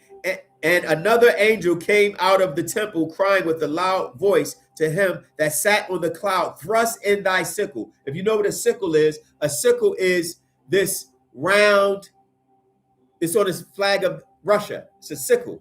They do it to chop weeds or grapes, specific. Most likely you see it in grapevines. They chop the grapes and put it in the wine press, right? It says, "And reap, for the time is come for thee to reap. The harvest is ripe." The harvest of the earth is ripe. Now, the harvest of the earth. Now let's talk about this wine press and why they use the wine press. This is all with the spell of Leviathan. This beast has locked over the mind, and you didn't see it until the Father had made it clear through these actual facts. And make sure you get copies. Email me to get copies of these actual facts. I appreciate you all for these contributions. It's going to help to the Now or Never campaign. We're going to go hard with this because it's time, right? Now, when you read Revelation's wine press, what is a wine press? They use the wine press because the wine press is symbolic of blood. The fruit of the blood of the body they use wine as a symbolic, let's say, they use wine instead of saying blood because most people in society wouldn't be able to take the overstanding that they were drinking blood. That's why they use wine in communion. It's symbolic of the blood, and they have you drink it and tell you, this is my body. This is my blood, which has been spread for you. I'm giving you my blood for you to drink it, right? And they drink blood in these orders. The wine press, those questions, the vote. Okay, I know you're asking about the vote. The vote, it will be done through the website. The United Nubian Nation website is being worked on right now. So you all will be able to vote. Once you make your vote, once you register, you vote, you're part of our nation. You will be on the list as a citizen, as a national. Simple as that. Because you're accepting Dr. Malachi Z.K. York, your president, over you as your head of state. This is a real legal process. It's not a joke. I'm not playing. First of all, I'm not playing with my own life. I'm definitely not playing with the Father's life. And I'm not playing with your life. You don't play games like that. I wouldn't be doing this if I didn't know what I was doing. Okay? So you all will be able to vote and exercise your will that you want as a people, as one. So just be patient and make sure you support the movement, support the campaign. I'm going to send everyone, if you want to email me today. I'm going to send everyone campaign flyers. You put them on social media. Just tell people coming soon, right? Coming soon, coming soon. And once it launches, everybody will be aware. You can send it out. They will be looking for it. And once the site goes up, but I'm going to leave a page in the description so you can see this. The page that I'll leave for you is your voting rights. So you'll be clear. Anyone that's listening to this, right? You'll be clear on what the international voting rights are. So anybody come talking crazy and trying to stifle you and try to control your mind and guide you to do what they want you to do because they're not in control of it. No one is in control of a vote. We all have to wait for the results. That's why candidates wait for the results, because the people are talking. The people's power is being exercised. But in order to, no one has taught you what the vote is. They don't tell you how important it is. They just campaign for your vote, but they don't tell you the reason behind it. There's a real legal reason that's accepted globally. That's something they don't tell you. That's why you wonder how everyone vote. You think it's something that you're going to vote. I'm telling you, trust me, you're going to be able to vote. I'm going to send, just be patient. Next month, when we launch the website, there'll be online. This vote is incredible, and I love the energy. You'll be able to vote because 3 places. Well, 2 for sure. We're trying to make sure all of the bookstores, the location of bookstores are involved, where you can do a mail-in vote, right? The email, check the description box. Any one of the Actual Facts lives. Y'all check out the lives. A lot of people don't know that the lives are there. The episodes are on the live side and on the Actual Facts podcast side. But you'll see it in the description box. It should be in this one as well. I don't know if it's the description box showing, but it should be there. The United Nubian Nation, right? It's Nubian Nation. That Nubian Nation is for the emails that I'll be doing, sending out the campaign information. This is what you're gonna get with the email. Right now, you're going to get in the description box a link to the voters page. Let me put the email in. Let me put it in right now. I forgot. I always forget to do this. I need a moderator to help me at Gmail, and I'll pin it, right? The United Nubian Nation. United. Sorry, hold on. You'll be able to vote 3 places. You'll be able to vote, okay, Gmail. You'll be able to vote, go in, you can take a ballot. Now you'll be able to download your voter's registration card. You'll be able to download your ballot. This is how it's going to work. You go to the site, TheUnitedNubianNation. It's going to have all the information about your nation. Biography of the master teacher, of our president. And let me pin this, right? It's at the top. You see it? I guess you see it, right? It's there, right? The United Nubian Nation. Is that correct? Correct spelling? Yes. So you'll be able to vote 3 places. You'll be able to vote online. We'll have a counter. It's official. First of all, you have a voters commission. It's a commission of your government already in place. Your government body has a voters commission. They'll be tallying up the votes. They'll make sure that all the votes are clean. Everybody's registered. Where do you get your voters ballot? You'll be able to download it once you come to the site, right? If you don't have an email, if you're new, some people are going to just be new. So when the site launches, they're going to come to the site. They're going to register their email. I'm not asking for personal information. Your name, number, your name, address, not address, mailing address, just in case you want to mail. Email, obviously. Are you a Nubian national? How long? If you say just became one, if you're new, fine. You don't have to be a Nubian national for 30 years or 5 years or nothing. You're a Nubian national by race, right? Because you're a new breed, you're new people. You're a new people, you're a new nation.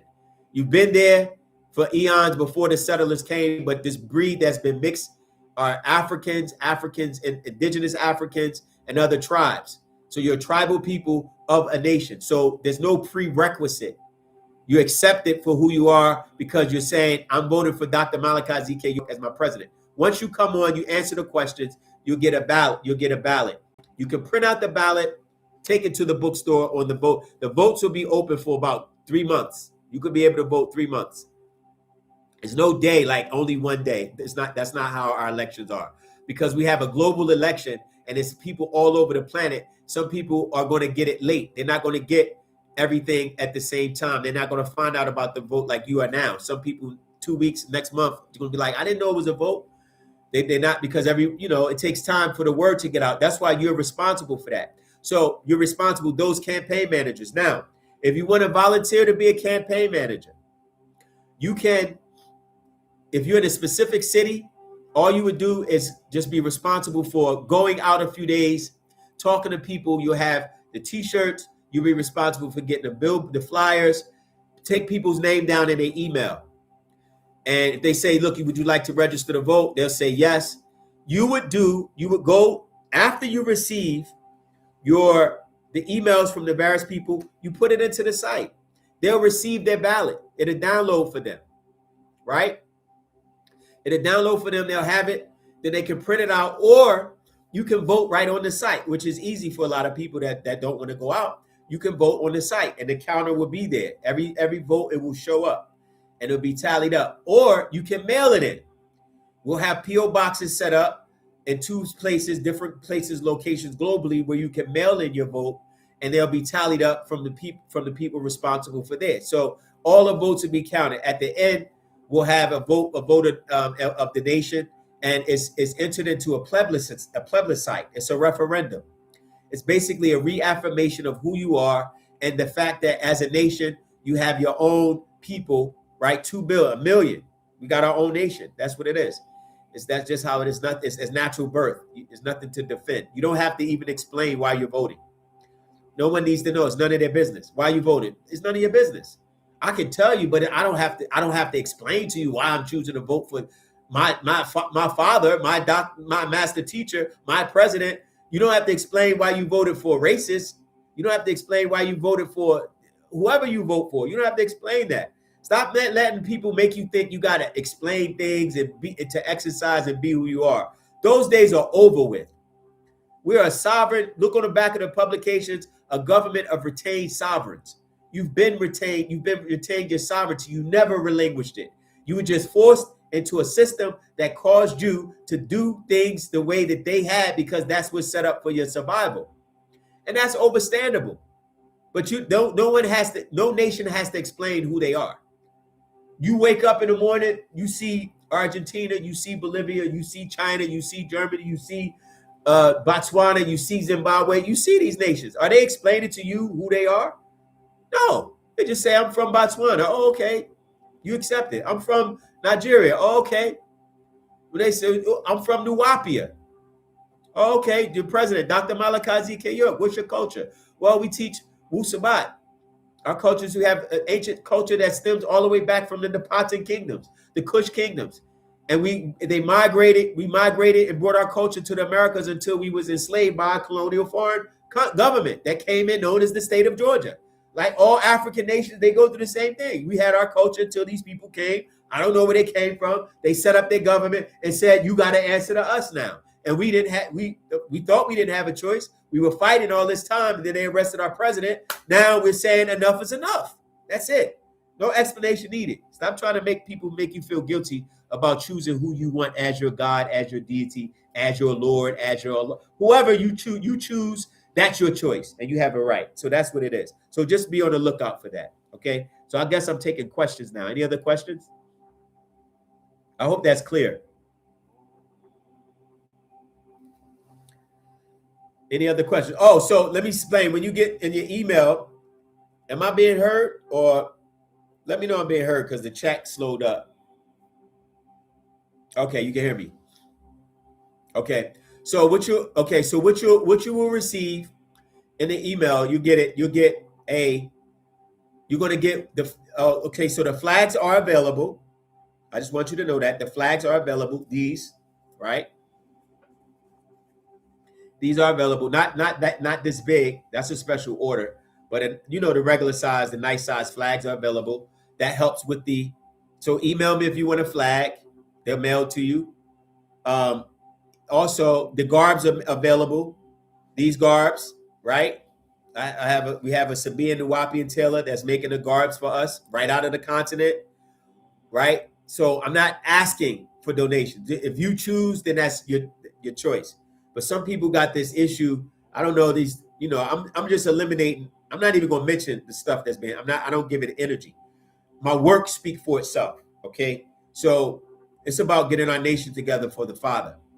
If you want a garb, any type of garb, just email. You got to get your sizes. They can be made right from the continent. Very inexpensive, custom made for your choice. Any colors. That's all great. Great for you. The flags and then the patches, right? And also, I'll send you the links to the books. You need the publications. Let me know, right? So that's what it is. So y'all keep asking me, explain Nuwapia. Okay, yes. Thank you. And because you're new, you can ask any question. Because people been around and you see them speaking the language, don't be embarrassed. You want to know, ask. Nuwapia is a state, right? Nuwapia is a state. He said he's at the door. For those that want to know, he said he's at the door. Email me for the flag. So the sister asks, email me for the flag. I see you, Charles. I got you. If you can you explain Nuwapia is a state. Now, this is the cleanest explanation. It's in grammar. Yes, it legally makes you a national.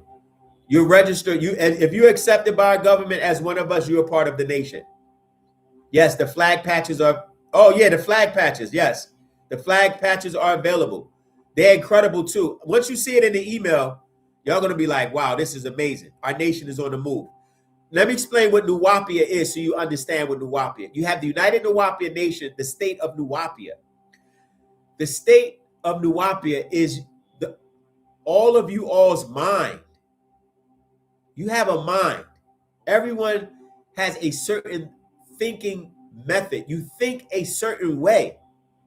You may feel that your mind, the way you think, is different from everyone else. That's because other minds, right, have made you try to convert to how they think. Now, let me back up. A state, most people say a state, If you say state, you think of Tennessee, Georgia, New York, right? But a state is not always a place. There's two definitions of state. State as a place and state as a condition. He or she is in the state of euphoria. IA. Look at the suffix IA. State of mind. Yes, we went over this, but new people here, it's the how you think. So when a person says you're in a New York state of mind, that means you're acting like the mindset. You have the accent, you have the movements, you have the slang, whatever that mind consists of.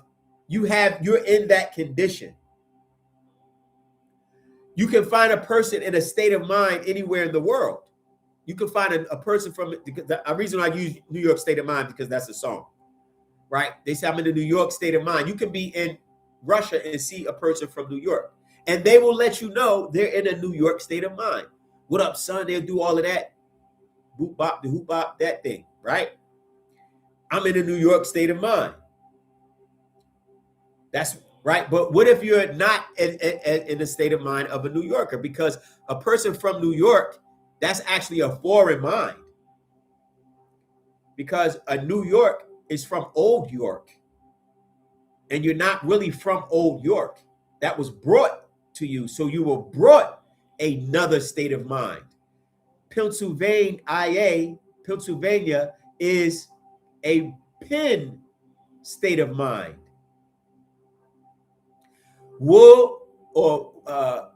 William Penn Sylvan. Sylvan means woods. Penn Sylvan Woods, IA. State of mind. You're in the mind state of William Penn who lived in the woods. Are you, as a melanated person, really in the mind of a foreigner? You could never be in the mind of a foreigner. That's why the 13 colonies couldn't bring you a part of their constitutional authority or bring you amongst we the people, because you were not in their mind. They had minds of foreigners. You have a mind of a Nuwapian. So you are always in the state of Nuwapia. Now, the state of Nuwapia, you're a part of the nation, right? You're a part of the nation of Nuwapians.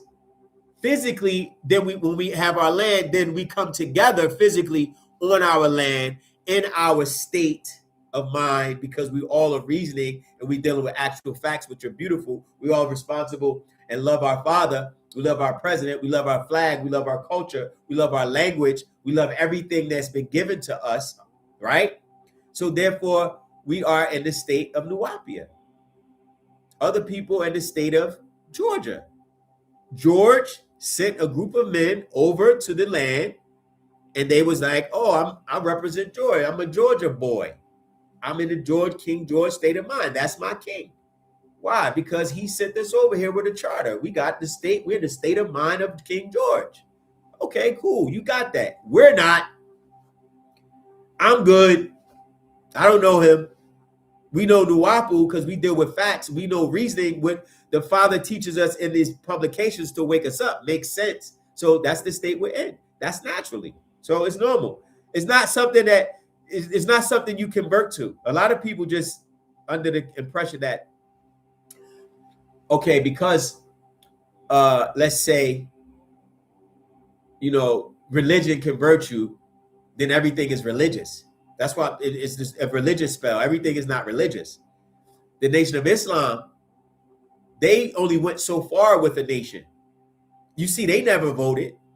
No one has ever told them to vote for Minister Louis Farrakhan, because you can't vote for a minister.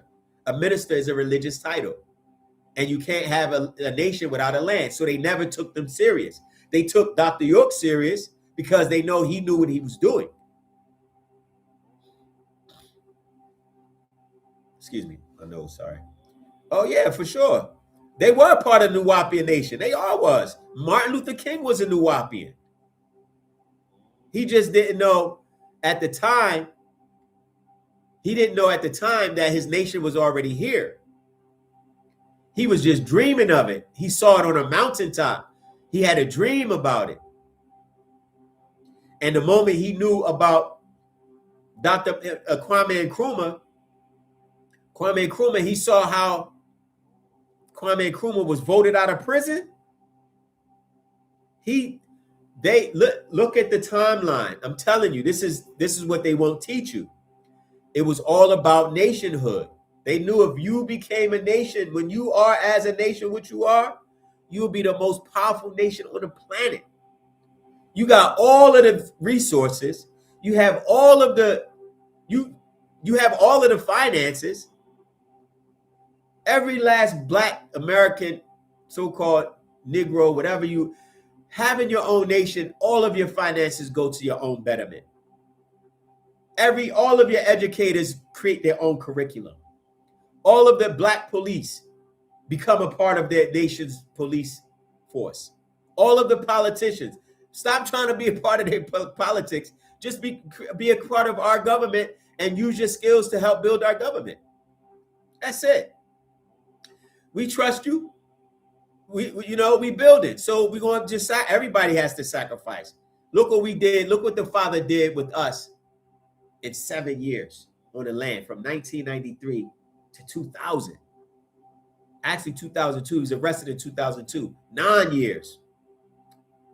1993 is when we first started building. 1992 is when we voted him in as president. Right? So we did all of that in 8, 9, 10 years.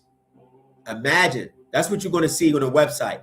We're going to show you what Nuapia would have been like in 2026. 34 years of building. Imagine what we would have been. Y'all would love coming to the land, relaxing, coming, getting a hotel and chilling at one of our sites. Coming to Egypt, coming to Morocco. On our land, we were building an African theme park. That wasn't just because you thought 476 acres, that was just our capital city. That wasn't the entire layout of Nuapia. Nuapia owns like 93 million acres of land. Alabama, Mississippi, and Georgia, all is ours. All of it is ours. And the Father said it's ours now. And when he comes out, it's going to be ours again. And it's happening right now as we speak. We have everything. So we don't need nothing else. Stop. Listen, you don't need nobody. You got everything. Your ancestors gave you everything. And we have the Father with us. So I hope that's clear. Everything people saying we need, you're going to be responsible for bringing it into fruition. If you say, if you bring me an advice, can we do this? I'm gonna say, yeah, go ahead and do it. That's a method our Father. You bring the idea, it's for you to manifest. If you want to be a campaign manager, let me go back to that. When you email me, if you're in a specific city, you just become a campaign manager. I'll email you the forms, I'll email you the flyers, email you the layout. You can design the now and never t-shirts. Go out, get their names. People, millions of people know about Dr. York. When you go out and you say Dr. York for president, oh, I'm with that. Of who? Our nation? Yes. People are going to sign. Try to get 100 people a day. 100 people with 30 cities. That's 3,000 votes a day. 3,000 times 30. What's that? 90,000? Right? That's 90,000 a month. Yeah, 90,000 a month. That's in 3 months. Look at that. 90,000 people, 180, 270,000 people a month in 3 months. That's just from registering. Then online, we might get 500,000. All the Nuwapians that was a part of our nation that's scattered. I'm talking about over the years. You could have read a book and joined the nation in the 80s, and some things happened. You fell off. The case, people have that. It happens. But you're responsible for bringing them back. Baba wants them back. Now, another thing I want you to remember too is that Kwame Nkrumah was freed from a vote. He was literally, look it up. How was Kwame Nkrumah freed? When did Ghana vote on his freedom? Ghanaians voted. He was incarcerated. Rahobat, Shamuda. Kwame Nkrumah, the first president of Ghana, was incarcerated. They voted for him, and he was out of prison the next day.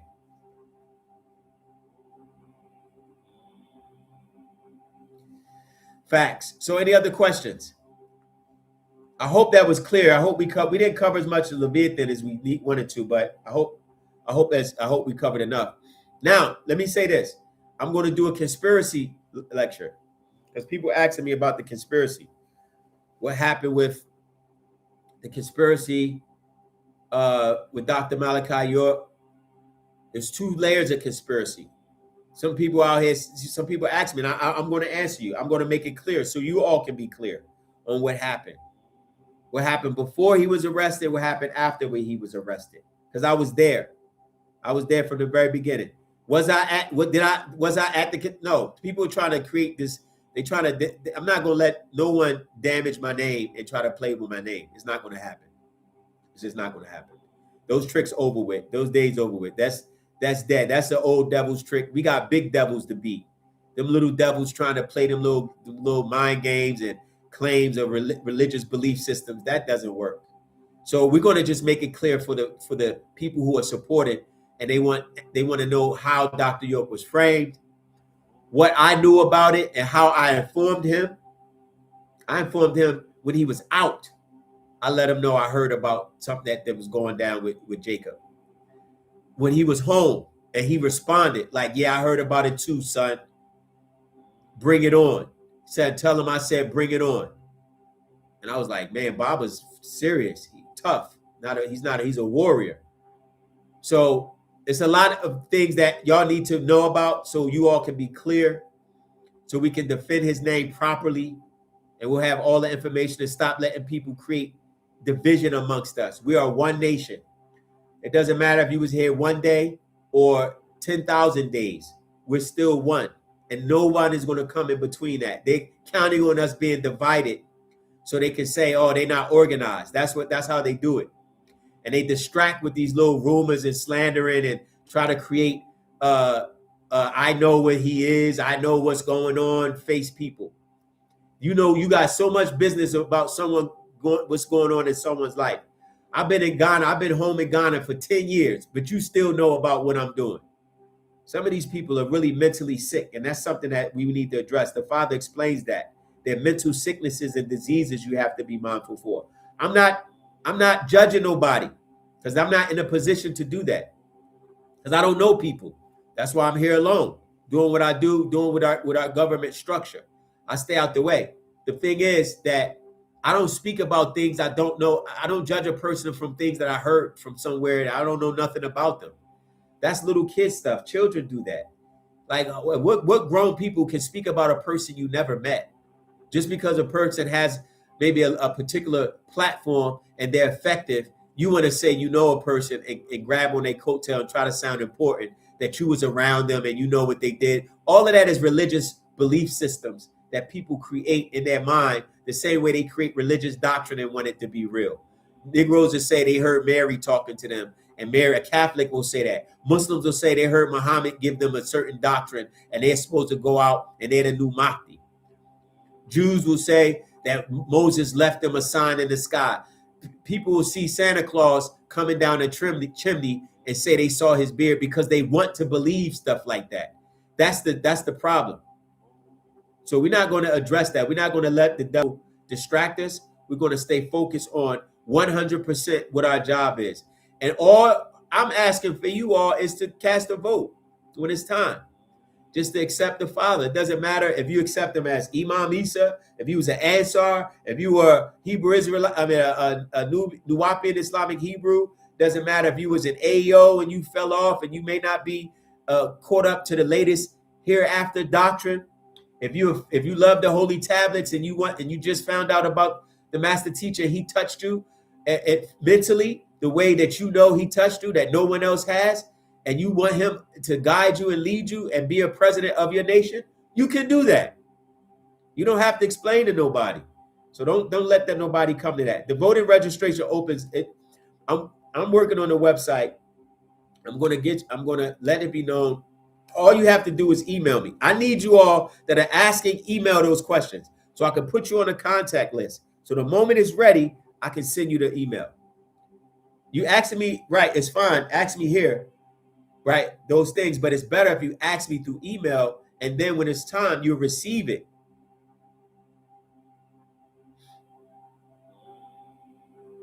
Exactly. That's true, Renee. So make sure you do that. Email the United Nubian Nation. The flags are ready. The patches are ready. These are memorabilia for your nation. You know, then when you vote, you'll receive we start making newsletters, weekly newsletters, monthly newsletters, right? And our schedule, we're back on schedule. Sometimes I may miss a lecture date. If I'm doing that, I'm working on something vital, either the legal for our father's freedom, and I'm working on our freedom. That's the only time I'm not playing no games with this. I'm not lollygagging. I'm not doing none of that. I'm focused on my job. And throughout whatever anybody says, they're not gonna be able to stop me. I'm too crazy to be stopped, because I'm saying I'm crazy enough for us. So that's what it is. Any other questions? Vote. Yeah, vote. So I appreciate you all. It's about 2 hours and 19 minutes. I hope that was clear. So this, if y'all want, and also join the community, subscribe, like. You can also join the nation by being a supporter. Whatever donations come in, I appreciate it. It's going to go through the campaign, through the website development, the flyers, all of that will be done for free. There's no charge here. I'll try to fund the campaign as much as I can from my side, right?